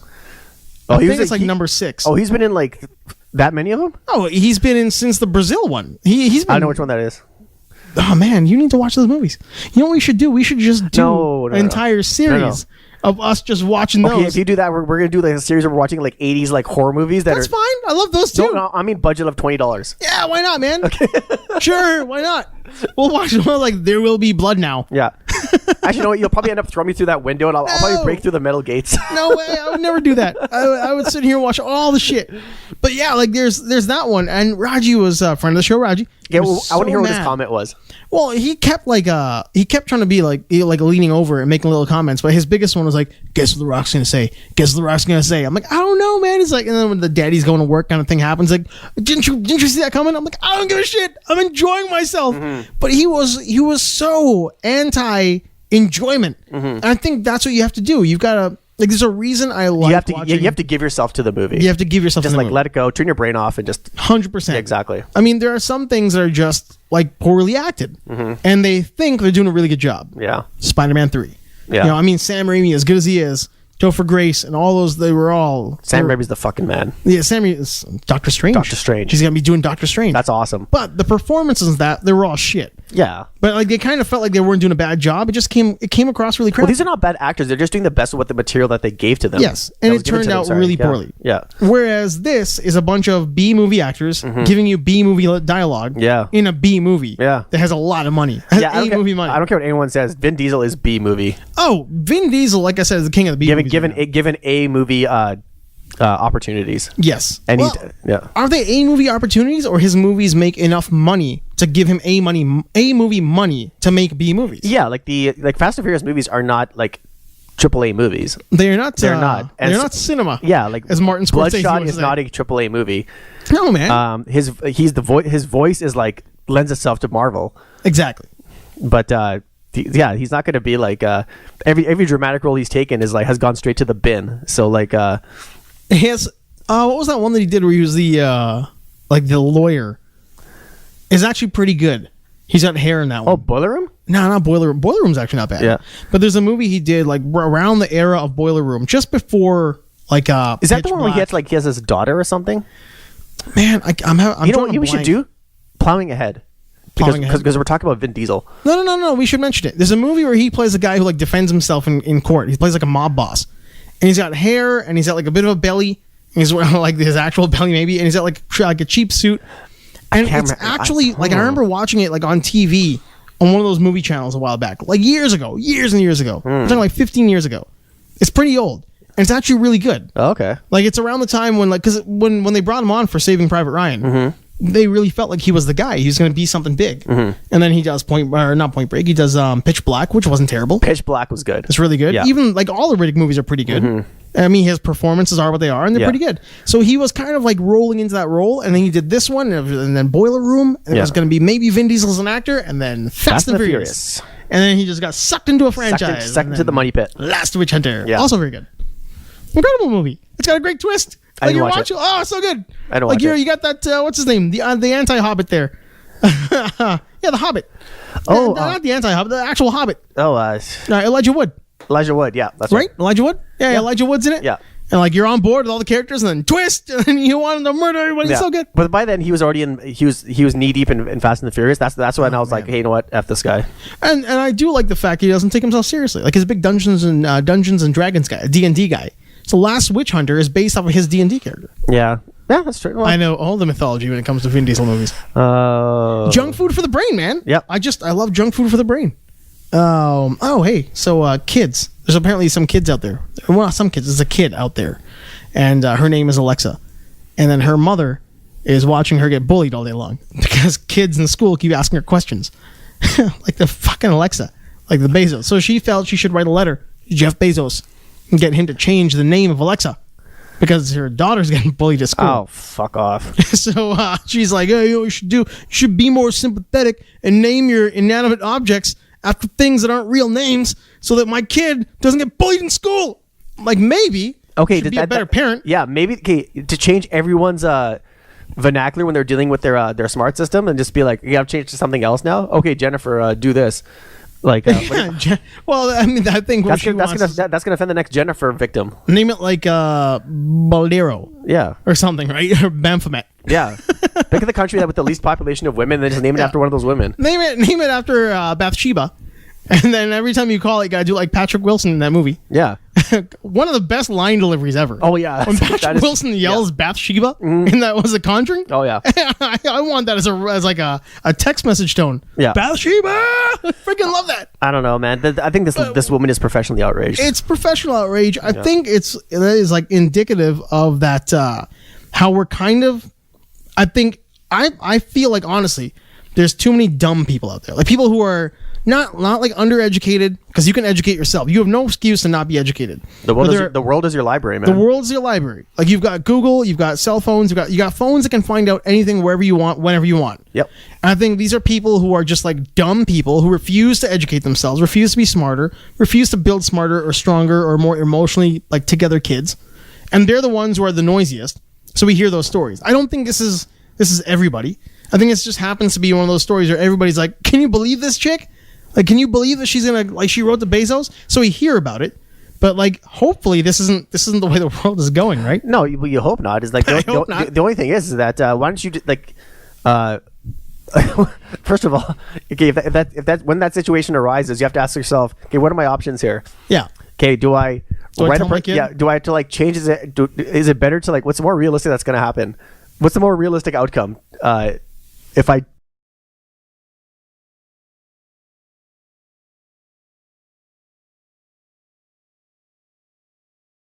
smart devices around the world are going to have to like learn something new and create a new algorithm or whatever it is, or maybe I should become a little bit more responsible parent and do something about the situation. Fortify my child's brain. Yeah. Tell them that it's okay. The kids in your class are morons. Yeah. They're making fun of you because they're unintelligent and they're not creative. Yeah. Like, what's the result of doing that? Are you going to go up to that lady? She's like, oh, Jeff, it's called Jennifer now. Go use your. Well, I don't think I'll call it. Use your Jennifer. Smart device now. It's called Jennifer. And they're like, oh, they're still gonna fucking bother her. They're gonna bother somebody. What about all the kids named Richard? Assholes. Like all the kids named Richard who have to be called Dick. Yeah. Do you want them to change their names? Do you want us to, like, as a society? Are you not proud of your name? Yeah. Are you not proud of your name? But as a society, are we gonna change what we call penises? In jest? No. Do I have to stop calling it a dick? Do I have to start calling it a Peter?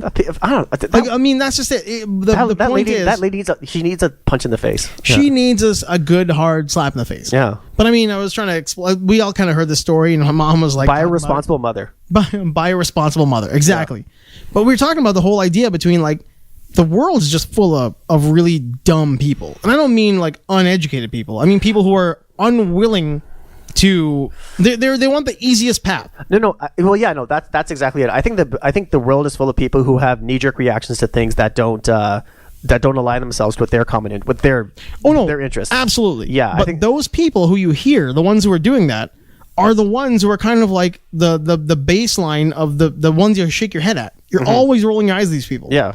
They want the easiest path. They're unwilling to learn. They don't Google anything. They don't search for things on the web. They ask somebody else, how does this thing work, instead of you just doing it yourself. Get professional help, or get professional help. Talk to a school psychologist, or talk to whatever, right? Like whatever it is, right? Yeah. They're unwilling to make themselves, their situation, and their kids better. Yeah. Through just like walking and talking them through a situation. Oh no, yeah. If I met that lady, I'd be like, first thing I would ask her, I'm like, are you insane? Yeah, she has to be. Right? Yeah, you have to be insane. I'm like, do you what do you think writing Jeff Bezos is gonna do? Like realistically, by the time anything is done about this, and and the dust is settled, and they're like, okay, we won't bother anymore. She's gonna be graduating from college.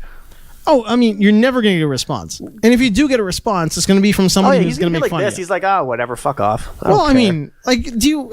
like, honestly, mailing that guy a letter telling him to, going to, changing the name of Alexa is like trying to get the fucking Catholic Church to stop molesting kids.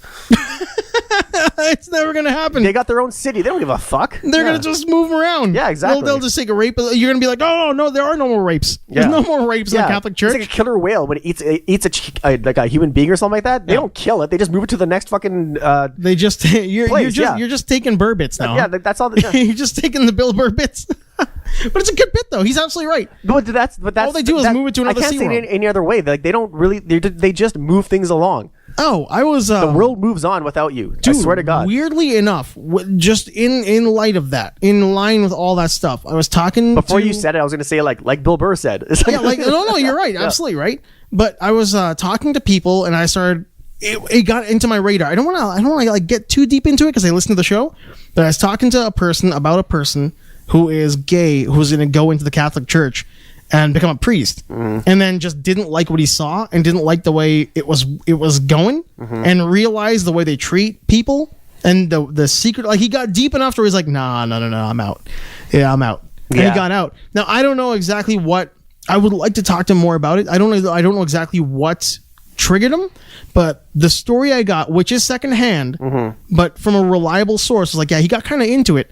And after a while, he's like, no, this is slimy. Yeah, like it got kind of slimy for him. Because like the thing is, like when you go into those environments, like you want to ask the hard questions, but then and it's a secret society. It's a secret society, right? So like like you take your you hedge your bets on like what's going to trigger like get the fuck out or like or on what they're willing to tell you, right? But they're not going to tell you anything. Man, it's weird. Like when you think about things like that, I've talked about it before here. I've got enough experience in the seedy underbelly of the way our city and a lot of places work, and certain like not secret societies, like quote unquote, but just like the underbelly of the city. Things that can't see the sunlight.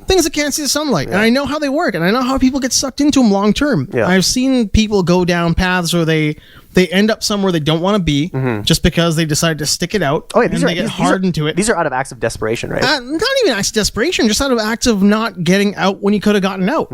Like there are people out there who find themselves in situations they just kind of like callous themselves to, and next thing you know, they're like, oh, this is what I do. Yeah, I rough people up for money. Yeah, this is my lot in life. This is what I do. I get paid pretty well. I didn't really have a high school education. I've got enough cash to buy things when I want to buy things. Yeah. Whatever it is. And they end up staying there. And then that's just how they exist in the world now. Yeah. And I mean, like, I'm always kind of fascinated by like the church and weird little societies like that. When you think that there are some people who will get in and they'll take a look around into whatever they're doing and they'll be like, this is not for me. This is really slimy. Or I think this I'm is just not what I thought it was. It's not what I thought it was. No. I'm just going to back away real quick. And then there are people who tough it out for a year or two. And those are the ones who are lifers, right? Yeah. They're in now. This is the world they're in. And they kind of deal with all the secret society weird bullshit that goes on. Yeah. They're like, I didn't know this baggage came with it. I did not know. Yeah. I was in India in 2013. And I was in Benares, and I had never really walked around too much. You know what? Just to interrupt you for 1 second, I gotta send you a link to this. There's a track called Benares. Oh, get out! And I'll send you the link to it. Like, listen to it with these things on. Yeah, it'll blow your mind how awesome it is. Yeah. Who is the artist? It is Hal Bowman, I think. He's an electronica music artist, but he does but he always brings like Middle Eastern and Indian. Get out of town! Like samples to the music. I would like to like hear there's that. tablas in it. There's like there's harmoniums. There's like that's cool. It's so very like Indian centric instrumentation. You can hear it on these after the podcast. Yeah, I'll give it a listen. Yeah, for sure. But like Sorry to interrupt. Go ahead. No, that's great. I would definitely give that a listen to. I like things that are kind of influenced by places I've been to. I didn't know about it until my brother told me about it. That's right, He's my man. go-to. Him and my cousin Cartasia are my go-tos for music, and my cousin Jessica. I think I'm like last in line for like the guys who like really like. But it's a good filter though, because you get the good stuff filtered to you. I would go like I throw like, definitely I would throw Jason at the top too. But sometimes when we're hanging out, we're just listening to music. My phone's out and I'm just like just absorbing as much as I can. Yeah. Like I like to think that I'm like a good purveyor of music. You are like the water, and they are the Santivia filter. Pretty much, yeah. And eventually, it's just like you got all this great water. Yeah, because it's really good stuff. Yeah, I know. I think they've gone through the shit, and so they're like, but those guys are like like granted they're like the closest people in my life, but like they're good to like really like absorb all the music stuff. Like, cause like for me, it's like my thing is movies. Like I'm the movie guy. Yeah, you're a and cinephile. So like but for that I'm like, hey, you know what? This is the movie you got to watch and stuff like that. or I've seen that movie. Like, what'd you think of it? I won't go into, but no one wants to hear my nerd things about movies, right? Yeah. Except for like my other cinephiles, right? What we do here. Yeah. So, but like those, but music wise, like, it's good to have people in your life who are just constantly looking for new music. Oh, yeah. Because your old music gets like a lot of people get like they admit like I listen to old music. That's all I listen to, which is totally fine, right? There's nothing wrong with that. But there is. If you have like proper systems and a good pair of headphones, there's so much music out there. There's that a lot of you good don't even content. know about. I kind of like I'll get back to the other stuff for later, but I kind of feel Sorry to interrupt, like yes. no. Absolutely, it's a good path. I kind of feel like that was the best thing about like mid 2000s, like not even mid 2000s, late 2000s, like around 2008 to 2011 or 12, when iTunes was kind of all right. Like the store, you'd always get like a free track. Yeah. There's always like one free track, and because I had my Mac, so I'd like always download that thing every week, right? And you were always getting such good stuff. Yeah. Because they want you to buy the rest of the album. Yeah. They weren't giving you shit by any means. The free track was always good. Those are snippets. They're like, They were you know what? snippets, You're like, right? oh, but then you like this, you'll love the album. But Man. like, they're just lying to you because like like how often do you buy a CD and and 90% of the tracks are good. Oh no, that's just it. I mean, you were almost always getting the best they were going to give you. Like, I mean, there were a few I picked up the entire album. Yeah. But I mean, I would say like I can probably pull the entire thing out right now from the folder, and it's just like one track. Yeah. But things like, what was it? Beast. Beast is they're a Canadian band. Yeah. There's I think it's like a husband and wife duo. But they're incredible. Yeah. But that I think I heard Mr. Hurricane, and after that I was like, I'm in deep. Mr. Hurricane. Yeah. I'm in deep. It's that entire album is just a kick to your face. Like every track is just a kick to your face. Yeah. And you're like, it feels really good. I mean, I know they're punching me right in the face or kicking me right in the face, but I enjoy it. Yeah. I love Masochism. Yeah. It's such a good album.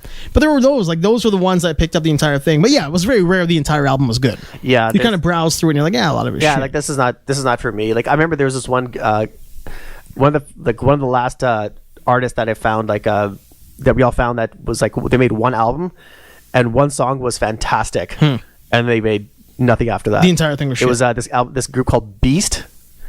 Oh really? Yeah, and like a different Beast? Like just Beast. Okay. And this song called Microsite. That's the name of the song. I'll play it for you too. It's such a great track. But are you sure we're not talking about the same album?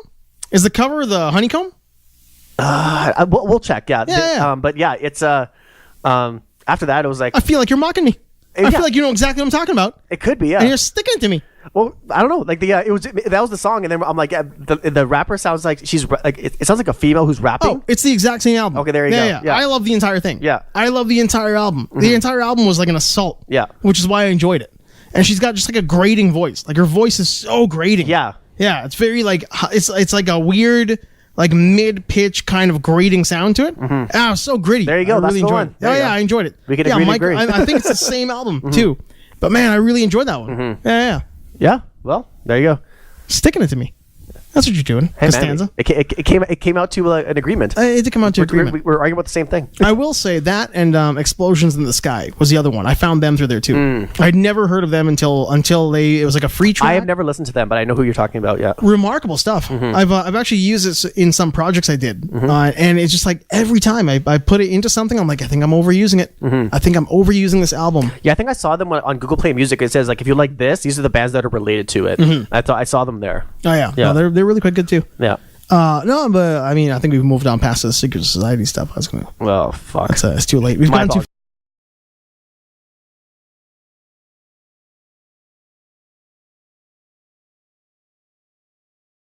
Yeah. Yeah. What do you think about that? Do you have an insight on that? I think I know what's gonna happen. I don't think it's gonna be Beta Ray Bill. I don't think he's gonna be the other one, the other dude. I can't remember what his name is. Is he gonna What do be you in? think it is? Okay, which Dolatan, whatever it is. which movie is he gonna be in? He's gonna be in Love and Thunder. I don't think he's gonna be Silver Surfer. Fuck, he'd be an awesome Silver Surfer. I know he would be, but I think I know who he's gonna be. Who? I think he's gonna be Galactus. That's good. That's possible too. I think Christian Bale's gonna be Galactus. I got a weird feeling. I'm gonna say it here now. I've got a feeling that Christian Bale is gonna play Galactus. I think they saw him wearing the headgear in was it Ford versus Ferrari? Yeah. With the thing, and he's doing the face he's making. Fuck, yeah, that's true. You think The bass? that's weird that one guy can. Fuck, that's Christian Bale. He could play Silver Surfer and Galactus. I think he could probably do it both. Yeah, he could do both. I think he could do both. You know what? They'll probably get him for both. He'll do Terrax too. Yeah. He'll do it all. Terrax, I would give that to Andy Serkis. He's a little small, but I mean, I think he can pull it off. Well, yeah. He actually, for him, fuck. You gotta get a little bit of a square-headed dude, or I guess it'll be mocap anyway. I mean, Yeah. Taika Waititi played the Kulk. He played Kulk. Yeah. You know, he's the big monster. Yeah, that's true. Like Oh, Coke? fuck. He's that guy. Oh, that Thor. No, the guy from World War Hulk. Yeah. Korg? Planet Hulk. Korg. Korg. Yeah. Yeah. Korg. He played Kulk. I hate those movies. I'm sure you don't. Yep. But I enjoyed him. I like Kulk. I can't. I know everyone's gonna be like, oh, Korg is not. They're not part of a happy story. No, they blew up that entire the that's Warbound fucking bullshit. Yeah. The Warbound story deserves its own like 3-part movie series. That is like a movie series. That is like Yeah. And if you don't know what we're talking about, go read Planet Hulk and World War Hulk. Yeah. Those are some of the greatest stories It's ever like told. 18 months of comics. Yeah. It's 18 months with like 3 issues a month. Yeah. It's so many. And Greg Pak just some of the best work with cosmic storytelling in a different planet since Jim Starlin did the original like Guardians of the Galaxy stuff. Yeah. Like did the original like Infinity Saga stuff. From when he gets launched into space by the Illuminati to where Hulk ends up coming back and just Fucking tearing everybody apart. tearing the planet apart. And like everybody. X-Men, Avengers, like he just Black Bolt. Black Bolt. Well, I mean, granted, Black Bolt might have been a Skrull, but like he went through everybody. Yeah, it's remarkable. And Sentry, he fucking fought Sentry to a stand. Like, Well, I mean, I don't think it's giving anything away. Like, it doesn't end in a way where everybody, like, nobody's gonna know. It ends in a very much. Yep. If you like the part with Thanos where he's like, "I guess I'll do it myself," you'll like the ending of World War Hulk. yeah, World War Hulk is just like it's. Even the tie-ins were good. Oh yeah, it's a madness from beginning to end. Yeah. Poor Doctor Strange. Doctor Strange. Poor Doctor Strange. Doctor Strange got fucked up by the Hulk. I mean, it was a one-sided. Just you think you're a bad guy. You think you're a tough guy, huh? Yeah, a guy mangle your hands. A guy who like comic book explained who said Doctor Strange could go up against Dr. Manhattan. Yeah, no, he can't. And which I don't believe so. They're just basing that on the fact that what they've shown that Doctor Strange can do, as opposed to what they've shown that Dr. Manhattan can do. Well, it feels like one is built for defensive measures. Yeah. Like Doctor Strange he's a defender. Yeah. Quite literally. Literally. I mean, he's a defender. And Dr. Manhattan is very much an offensive weapon. Yeah. Like he's a nuclear weapon. And then Doctor Strange can probably counteract that through some sort of Yeah, that's true. Yeah. this shit. Exactly. Yeah, he'll do one of these hand things and he'll grab the eye of Agamotto. Yeah. And he'll domo arigato. Yeah, exactly. Manhattan back to Vietnam. Yeah, so I don't know. I don't know what like I don't like. I think that's the main reason why I don't like the Marvel movies is because there's too much remixing of like stuff that's canon. I can understand why that would be that's where my hatred not hatred for lack of a better term, but like the disgust, my disgust and my disdain, and like a hatred's too harsh. My absolute disgust. Yeah, this is why I fucking hate those movies. So like I just find that it's just, and then plus like I just don't think that there's they're well made, but they're just they're hot garbage. They are, but you want to watch them because you want to see like how it all ties together. That is, I think. Yeah, why so I think that's why I'm kind of like I'm at 50% with them. Yeah, you've always kind of been on the fence. Yeah, because I do go see them. But if the wind blew, you'd fall into the dislike. Yeah, like you're on the fence, and a good shake of that fence, and you're gonna fall evenly over onto the like. I'm not gonna watch. I'm not gonna watch them. Yeah. Yeah, which is fair. I understand that entirely. Yeah, and there's people who don't like the DC universe, right? Which is for obvious reasons. For obvious reasons, I think if you don't like the DC universe, you're just picking a side because they do make some pretty good content. Yeah, some people didn't like Aquaman. They're like, oh, it's just National Treasure with Aquaman, right? I thought Aquaman was fine. It was very good. I like the villain. I didn't hate Amber Heard at all, which I expected to really. You can tell some of the Black Manta's like his weapons were all just 3D printed. Oh yeah, for sure. They're just like they look way too light. They're super light. They're super hollow. He's got to move his arms when they fire. You're like, there's no kick. Oh yeah, but just a lot of the saving grace for that movie. It had Depeche Mode in it. It did have Depeche Mode on it. At that part, I was singing out loud. I think I've admitted it already. I'll admit it again. I watched Justice League again. You told me, and you liked it. I didn't hate it. You liked it. I will say is a little bit like too far. Yeah. On the side, but at first I watched it on the plane the first time I watched it. I was flying back home, from LA. That's a hard way to appreciate a movie. It's a hard way because I mean the audio's bad. Everything about it is just shit. Yeah. The screen is tiny. You can't appreciate anything. You got to watch it at my house. Oh, yeah, that giant screen. Right? But then I watched it here on this bad boy, and This TV's great. Yeah. this thing was like a year-end model. It was dirt cheap. Yeah. So I watched on this thing, and aside from knowing that Henry Cavill's gonna have the weird face, Yeah.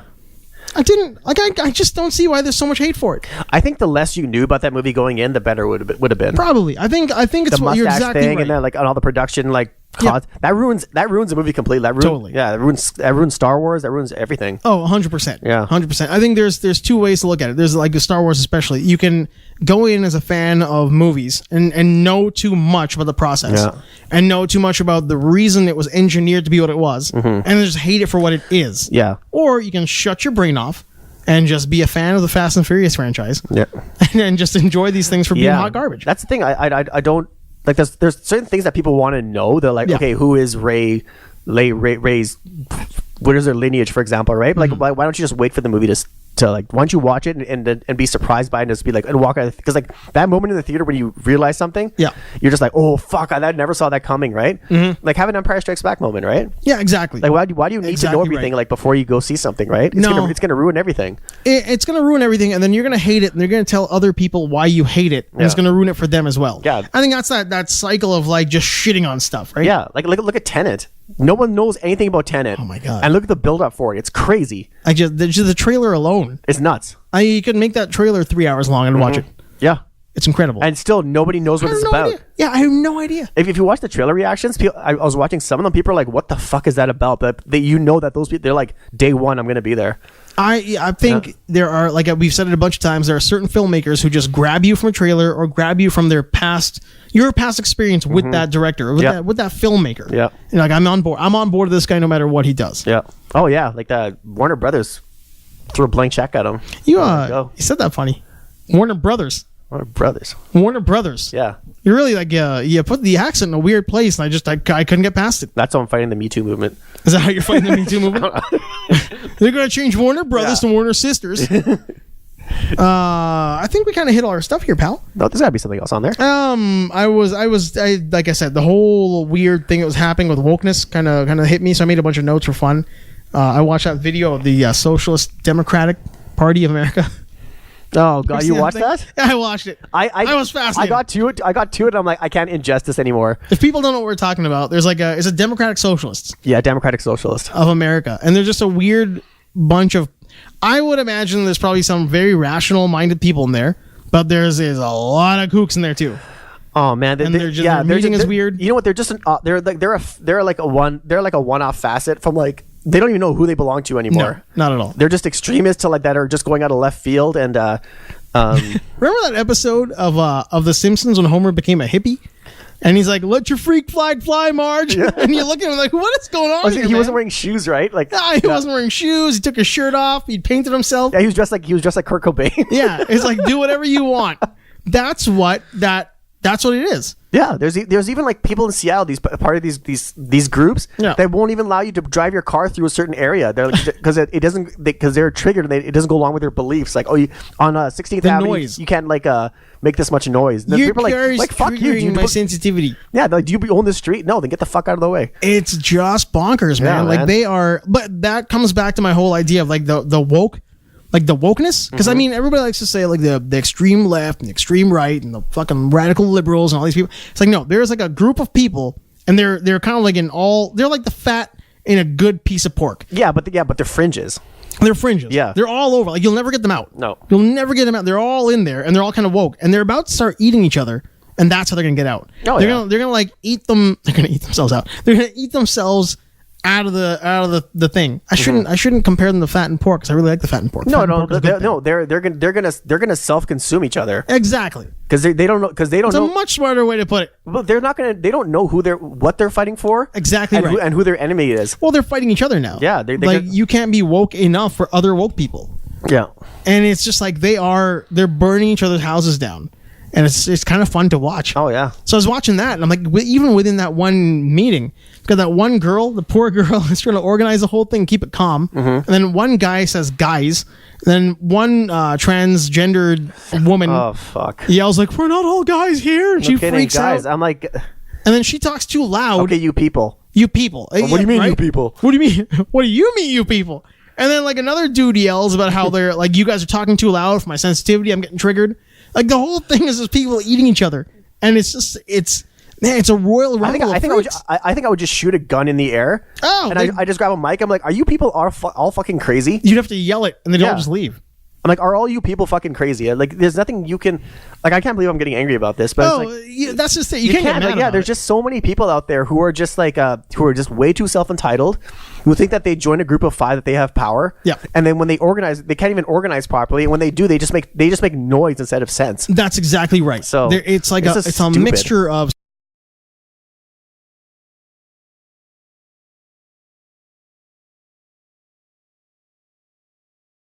How are you raised? Jesus. How are you raised? Like just to kind of close off in my end of it, I think there are definitely people out there who are marginalized, 100%. There's definitely things that need to be looked at, but then you get this like fringe noise, like these groups full of people who aren't they're not like coherent. A lot of mental illness, a lot of entitlement, and I think a lot of like bullshittery too. Like people who are in there, like flat earthers. Yeah. Like how flat earthers kind of started as a joke, and then they picked up steam. They start getting a little bit of cash. That's like it's a lot of bullshittery too. Yeah, but I think those people are they when they because they have a free platform and a mega platform to like poison the internet with their stupid ideals, right? So they can go on Facebook, they can go on YouTube, they can do whatever they want, right? But the thing is, in realistic terms, those people are the only power they have is the power to vote. That's it. So like they can punch themselves out, they can scream as much as they want, they can irritate people and stuff like that. But like you're not going to remember these people.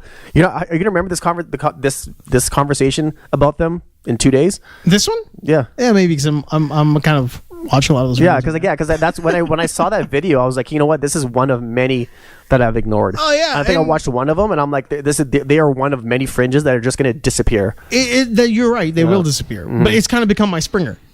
Like it's kind of become my Jerry Springer. I'm watching a lot of these. That's things. Fair enough. If they provide entertainment for you, that's fine. I think that's what I've started doing. I've started looking at it more and more. It's a social exercise, entertainment, right? It's material. Yeah, you look at it and you're like, look at these freaks. The same way, like again, not to shit on my own end. It's the same way I watch Fast and Furious.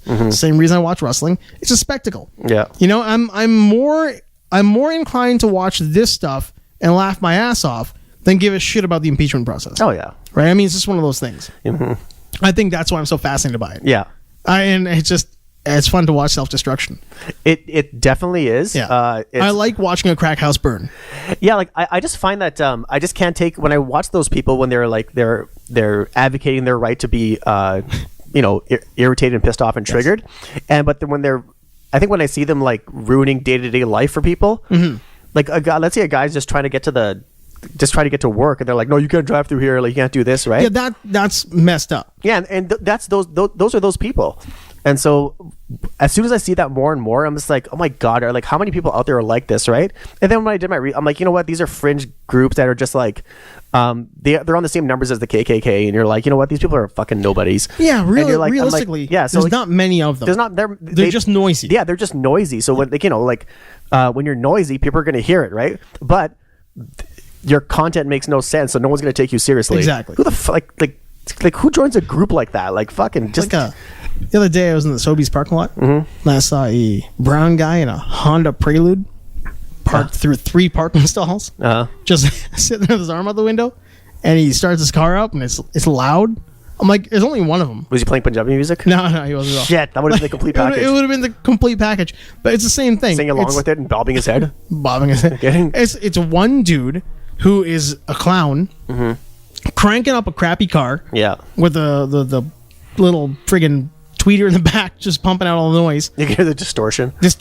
So it's like it's one dude. He's gonna be gone in 2 minutes, and we're gonna forget about him entirely. Well, yeah, it's the same thing. Yeah, he's probably like.